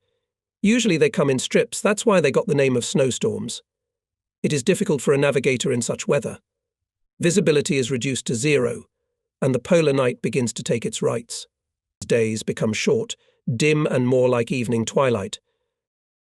In such conditions in the fall of 1943, destroyers Gremieshi and Loud received the task to convoy the transport Marina Ruskova to Novaya Zemlya. The transport is large, 12,000 tons of displacement, but it was valuable not only for its size. It carried cargoes to the Northern Island bases and polar winterers' food, ammunition, warm clothes, fuel, as well as tractors, airplanes and other equipment. In addition, the ship was carrying 150 passengers, new winterers, and their families. Navigation was closing. If Marina Ruskova could not reach its destination, our polar explorers would be left without the most essentials for the winter. We caught up with the transport at the exit from the throat of the White Sea, as it had left Arkhangelsk before us. Having exchanged call signs with him, destroyers took their place in the convoy. Already at the exit from the White Sea, we received a radiogram. The posts of Novaya Zemlya reported the presence of floating mines in the area where our way lay. It was felt that the fleet command was very worried about the success of the passage. From our own experience, we knew that the west winds to Novaya Zemlya bring a lot of mines, blown off the anchors. English, French, Norwegian, Swedish mines could be found here. Therefore, this area has always been dangerous for sailing. Quite recently, when our ships were escorting icebreakers to the north, Soviet sailors shot 12 floating mines in the Kolgayev-Novaya Zemlya area. But then the sailing conditions were much easier, the weather was calmer and visibility was better. Having invited political officer Belousov and Partorg Lebedev to the bridge, I asked them to familiarize people with the situation, to call everyone to vigilance. The weather forecast given to us by meteorologists did not bode well. A powerful cyclone was coming. With the good wishes of the fleet commander, the ships went to sea. This time on the Gremieshi went his former commander, and now commander of the division and senior convoy captain 2nd rank Gurin. At first the wind was weak, but in 3 hours the weather forecast we received in the base began to justify itself. Black clouds hung low over the sea. A fog lay over the waves. It was pitch black. Even our most astute signallers Fokiv and Onokov could hardly distinguish a nearby transport. And the wind turned into a hurricane. The water was crashing on the bridge and bubbling at our feet. There was nothing to say about the upper deck, it was all hidden in the raging maelstrom. The roll reached 50 degrees. The ship was losing speed and ceased to obey the rudder. The hull of the destroyer was bending on the wave, the tops of the masts were converging and diverging, threatening to break the antennas. I remembered that it was in such a storm last year the destroyer crushing our partner in many operations died. Its hull could not withstand and on the wave broke in half. Will our Gremieshi survive? Several hours passed in the fight against the storm. Suddenly Onokov reported that the transport had changed course and was coming towards us. We hardly dodged the meeting, as from the other side there was a report from Fokiv that the ship had changed course again and was heading towards the Gremishchi. Gurin asked the captain of the transport what happened. The answer was alarming. The ship's steering failed. There is no way to fix it. The rudder is beaten off by the wave. The huge transport became a toy of waves and wind. It was impossible to speak on the bridge. In the noise of the hurricane, people could not hear each other. We had to shout directly into the ear. Continuous nervous tension exhausted people. The helmsman changed every hour. The watchstander was resting at the rudder control bollard. But as hard as it was on the top watch, it was even harder in the engine and boiler rooms. Here the heat was added to the rocking, as all the rooms were tightly closed, as they should be according to the combat schedule. The machinists had already been working several shifts without a shift, and there was no possibility to change them. It was impossible to walk along the upper deck in such a wave without risking to be washed overboard. The commander of the fleet was informed about the situation by a radiogram. It was the only radiogram for the whole campaign. We got the answer: continue the operation. There was nowhere to wait for help. We could count only on our own forces. Having consulted with the division commander, we decided Marina Raskova will be taken in tow by Gremyashchi. We will start it with the dawn. At night about such work was out of the question. The most difficult thing in such a situation is to give the towing cable to the transport. Giant waves violently toss both ship and vessel. When approaching, a collision is possible, which would not be good for us or the transport. For safety, we decided to resort to a method not provided for in the textbooks of maritime practice. The rattling will approach the stern of the transport with its bow and transfer the tugboat. After that, the Marina Raskova will give way. Our duty will be only to skid the stern of the transport from right to left to keep it on course. At the signal of the alert sailors, Gremishi went to the upper deck. On the half-tank, subordinates of Bosun Rechkin, bow gunners and other sailors were preparing a heavy steel cable. The waves were crashing on people, threatening to wash them away. But the sailors worked, supporting each other. Assistant Commander Veseliev and ship artilleryman Gavrilov led the work. It was not possible to approach the transport at once. The ship was rapidly thrown on the transport. They maneuvered for a long time before they managed to throw the throwing end. But now the tow rope was fastened. The transport started to move. We helped it to lie on the set course. And so we travelled about 40 miles. It was a tremendous effort. The transport did not want to obey us, and we could hardly manage on high, like mountains, waves. The ship was constantly off course. The dawn did not bring anything good. The hurricane raged on. Our progress was slowing down. We decided to take a risk and change the type of towing. Once again the sailors went to the upper deck. Now they are working on the Utes, on its aft part. Here it is even more difficult for them. The half bay, where yesterday sailors were tormented with cables, is high above the water. Not every wave reached here. It's a different matter at the Utes. Here the deck is low and the waves roll over it freely. People can get swept over their heads at times. Sailors have to tie themselves with ropes, not to inadvertently find themselves overboard. Vasiliev and Rechkin are leading the work. Here and the party leader of the ship, Lieutenant Commander Lebedev. He works on an equal footing with everyone. His participation alone inspires the sailors. The matter is moving slowly.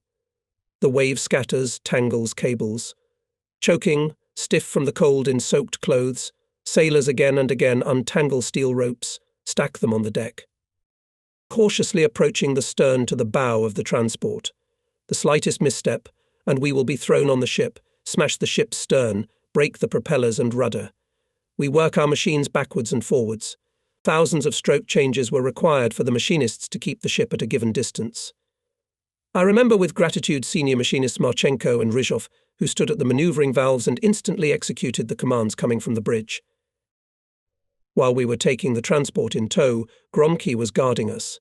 The precaution was not unreasonable. Soon Loud detected an enemy submarine. The ship immediately rushed to her. The enemy's attack was thwarted. Loud went around us in an increasing spiral and threw depth bombs, driving the boat to depth.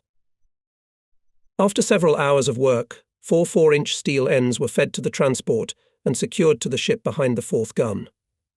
The sailors breathed a sigh of relief. The joy was short-lived. No sooner had I given one machine the smallest forward stroke than the transport, flying to the top of the huge shaft, so tore us up that the steel ropes, one after another, burst like rotten shoelaces. We had to start all over again. There were no more suitable ropes on the burden. The captain of the transport was asked. He replied that there were cables on the ship, but they were in the hold. The captain was offered to mobilize for emergency work not only crew members, but all passengers regardless of gender. The semaphore negotiations dragged on. To act with flags in such a rocking, the signalman must have the art of a tightrope walker. While one of the signallers wrote with flags, the other supported him so that his comrade did not fall off the bridge. At last the transport reported that 2 ends were ready, a 6-inch steel end and a hemp end of the same thickness. We decided that it would be better to use both ropes at once. And again began the tedious and dangerous manoeuvring. Frankly speaking, at times my heart was cold. When we climbed the ridge, the nose of the transport was far below, and then it, tall, huge, flew above our deck and seemed about to collapse on us with all its weight. From the transport came the towing ends.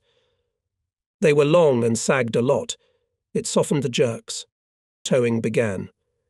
With great difficulty we managed to turn the transport to the desired course. Going straight, he stubbornly did not want to trot to one side or the other, and pulled the stern of the destroyer, which compared to him seemed very small. Then someone suggested the idea, what if the Loud will connect the tugboat with the stern of the transport, and thus serve as his rudder? The suggestion was liked. Signal searchlight called Loud, which was still running around the caravan, dropping depth bombs. Approach Loud to the stern of the transport was already much easier, because the ship now had a forward motion, and it is less tossed on the wave. As a result of friendly efforts of the destroyer and transport teams, the stern tug was started. The speed of movement after that increased. We were no longer swept off course. Now worried about another thing, ships and transports, connected in one chain, lost freedom of maneuver. A perfect target for submarines, said Gurin, standing next to me. But there was nothing to do. It was the only way to tow the transport confidently on a huge wave. The machines of the Gremeni now had to provide the running of 3 ships. According to the revolutions of the propellers, we were supposed to move at a speed of 12 knots, but in fact we could barely squeeze out 2 or 3 knots. The men were exhausted.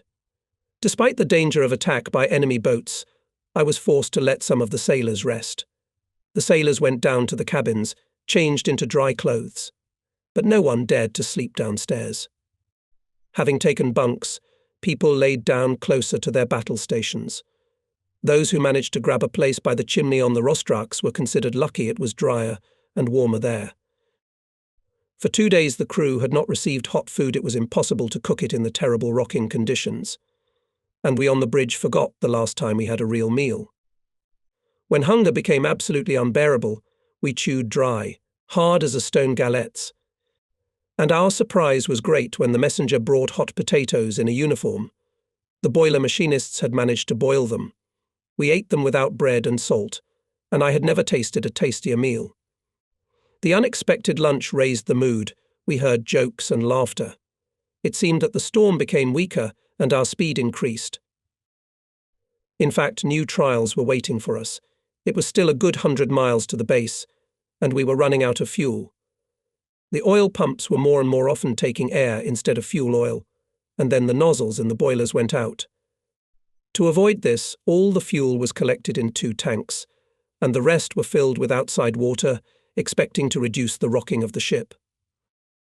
By some miracle, they managed to change the watch in the engine and boiler rooms, giving the exhausted machinists a chance to rest. But then came the message that from a strong concussion in one of the boilers leaked tubes. The ship's mechanic engineer, Captain Lieutenant Rotenfeld, accepted this news quite calmly. Having ordered in the other 2 boilers to keep steam on the mark and leaving the commander of the machine group, Soijin, at the post of power engineer, he went to the boiler room, where the accident occurred, 2 boilers quite provided the course of the ship, but who could guarantee that the disaster would not happen to the other boilers? So repairs were started immediately. Boiler machinists Schmarin, Komenko and Guskov volunteered to climb into the hot collector. They had to do such work before. The sailors quickly found the damage and repaired it. The boiler was put back into operation. On the 4th day, the caravan still advanced so far that the low shores of Novaya Zemlya became visible to the simple eye. The wind gradually subsided. The waves, too, became smaller under the protection of the shore, and no longer rolled over the ship. On the approach to Novaya Zemlya, we received a radiogram that on bearing 265 the coast posts had spotted a submarine. I looked at the map. The place of the boat's appearance was about 3 miles north of our path. So the enemy knew about the convoy and was waiting for it. We played the battle alarm and brought all weapons to action. Fokiv, the commander of the signalling squadron, who was watching on the port side, reported that he saw a floating mine. Bouncing, like the float of a fishing rod, it was sliding from wave to wave in 4 cables from the ship. It was bearing on the caravan. We couldn't turn away. Nor could we increase our speed. Gurin ordered Loud immediately cut off the tugs. The destroyer, having fulfilled this order, immediately gave the reverse. And just in time. In the gate formed between the destroyer and the transport, the wave threw a mine, like a soccer ball in an empty gate. Giving us a little back, Loud, several lines of anti-aircraft guns destroyed the mine. We continued on our way. Loud no longer gave tow to the transport, but went around the caravan, periodically dropping depth bombs and firing diving shells from the guns. We also fired such shells to calm our souls, expecting that the rumble of explosions would get on the nerves of the fascist submariners. The boat did not show itself. Soon anti-submarine ships came out to search for her. Later we learned that they found and destroyed the submarine pirate. In the evening we pulled into the narrow gates of Beluga Bay. The journey is over. The command's task was accomplished. The ships stood in the roadstead, and it seemed that they were resting after hard work. The destroyers withstood such a load which perhaps even their creators did not think of. As we expected, the fuel in the tanks remained only about 40 tons. It's pointless to go to sea with such a reserve. The fleet headquarters received the second radiogram for the campaign, arrived Novaya Zemlya. We need fuel for return. Having learned about this radiogram, the captain of Marina Roskova was indignant. Why didn't they talk to me? We have a lot of fuel. We'll share it with you. And there was a feast on the ships. For the first time in 4 days was cooked hot food. The commanders ordered to give out vodka, which is required by the norms. Officers dined together with sailors. They recalled the difficulties of the campaign, admired the heroism of those who in the storm worked on the upper deck, winding the towing ends. In the morning the ships set out on the way back. We had to hurry. A new combat mission was waiting for us in the base. A day and a half later we arrived in Arkhangelsk. In Solombala the first person we saw on the pier was the Fleet Commander Admiral A.G. Golovko. He congratulated us on our success and thanked us for the exemplary fulfillment of the most difficult task. And 2 days later on board the Guards destroyer Gremishchi were lined up sailors of both destroyers involved in the campaign. 142 people received government awards. Despite the fact that the ship almost continuously participated in combat operations, still sometimes fell days when sailors received rest. Usually it was during preventive maintenance. During the day sailors worked, putting in order the mechanisms and weapons, and in the long polar evenings in the cabins was noisy and fun. Gremishchi was famous not only for fighting. We also had the best amateur art group in the fleet. Its concerts were held both on the ship and at the neighbours on other ships, at factories. Dozens of diplomas, received by the participants of our amateur activity from the Military Council of the Fleet and the Political Department of the Brigade of Destroyers, decorated the walls of the Lenin cabin Gremichny. Here you could find diplomas dating back to the time when the ship sailed in the Baltic. These documents, sailors were proud of these documents, maybe a little less than the combat merits of the destroyer.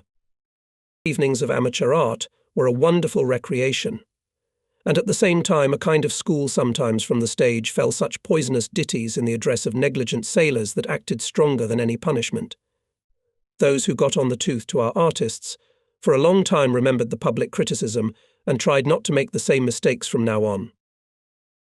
The main inspirers of amateur performances were political officer Belousov and party leader Lebedev.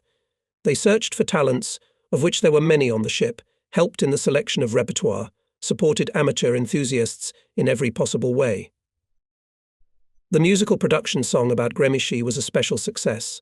We staged it in many clubs of the northern bases, and everywhere it was received with delight. On the background of a large panel depicting a fast-running destroyer, a choir, a dance group, singers and reciters performed. The composition told about the deeds of the guardsmen, about their selfless love for the motherland. The production began with a song about the ship, the text of which was written by the ship's navigator E. Ivashenko, and the music was written by the famous composer Evgeny Zharkovsky. The song was loved by everyone. It was sung both in formation and when they were just going to smoke a cigarette on the ute. "Come on, guys, let's sing our favourite," said usually Bosun Rechkin, sitting down among the sailors, and the ship's singer-sailor Chicherin immediately began. "Let the sea meet us with a storm. Grémichy will not slow down its course." The song was picked up, and it was carried over the bay and coastal hills. Our amateur team had more than 60 participants.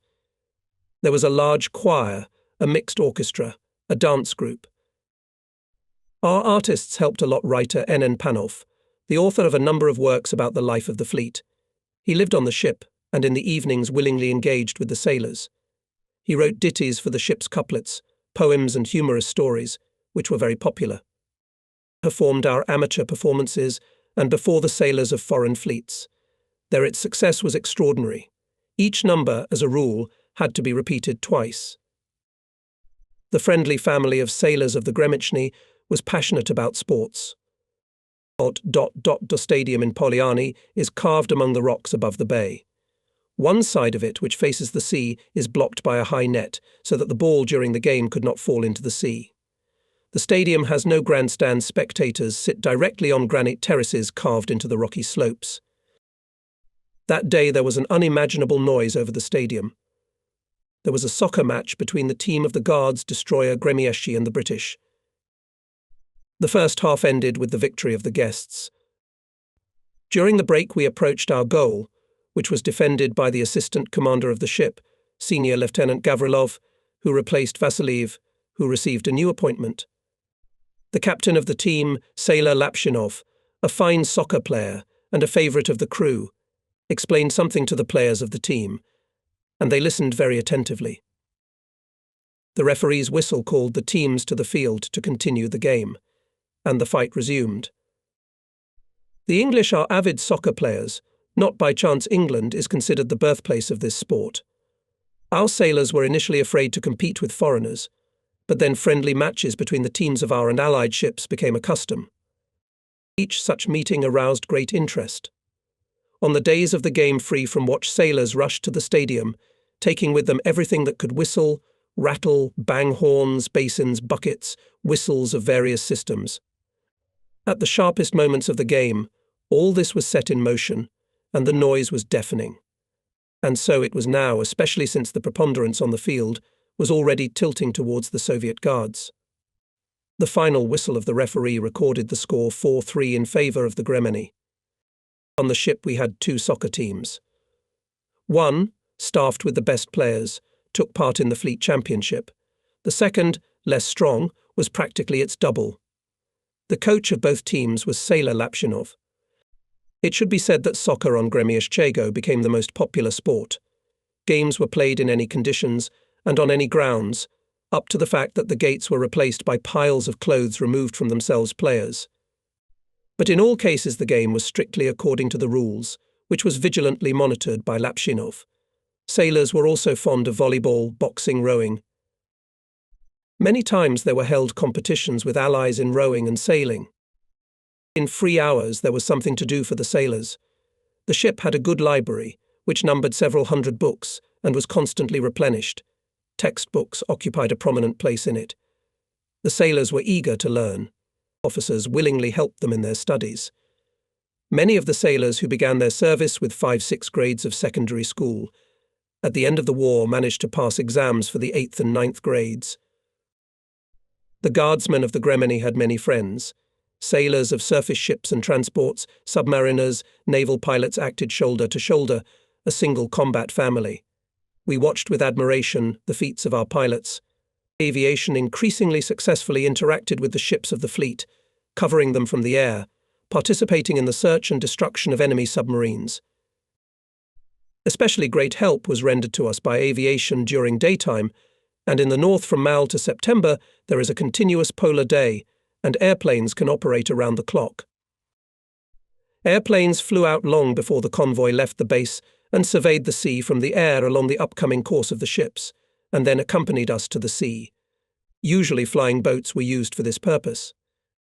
Having a long range, they could accompany us on the whole passage.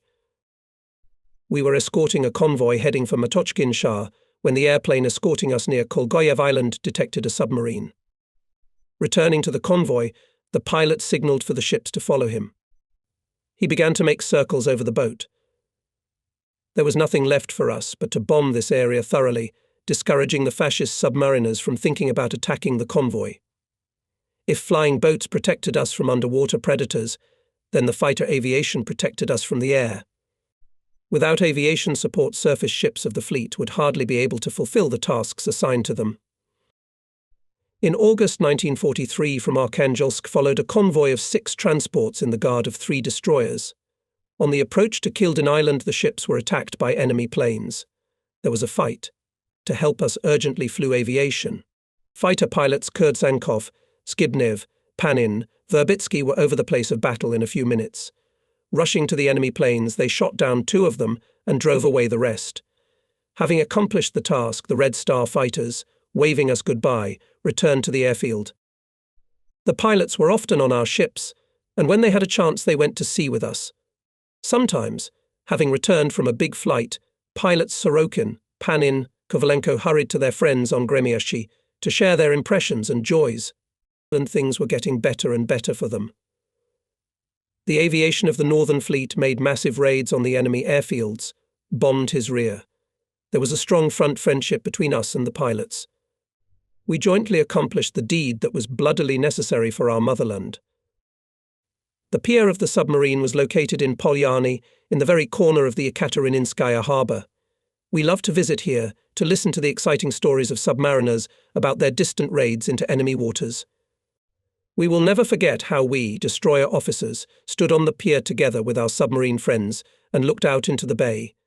We were waiting for the boat commanded by hero of the Soviet Union, Cabo. There its narrow, long hull appeared from behind a rocky cape, and immediately gun shots rang out. The submariners were informing their friends about 2 battle victories.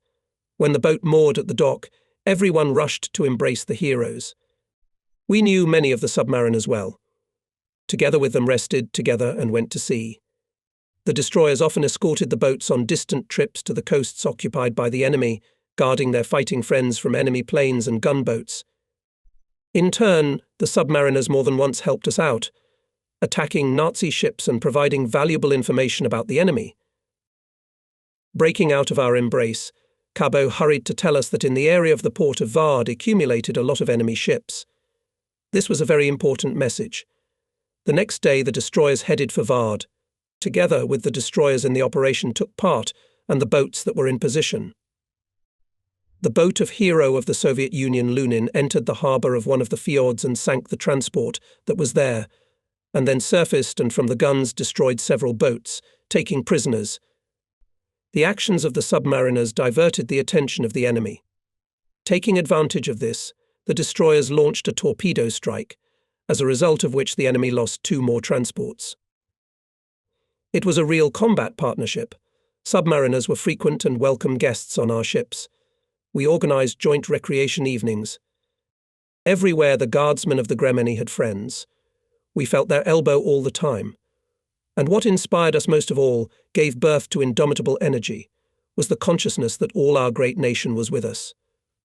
It follows the successes of its soldiers, is proud of their military deeds. workers of the rear supplied us with everything we needed. Continuously improved combat equipment, which came to the ships. On Gremieshi appeared automatic guns, new bombometers with a long-range hydro and radar. In one of the November days of 1943, just before the holiday of the Great October Revolution, the workers of Novosibirsk sent us their labor gifts. In one of the boxes was the newest lag, a device for measuring the distance traveled by the ship. In other boxes, compasses, navigational accessories.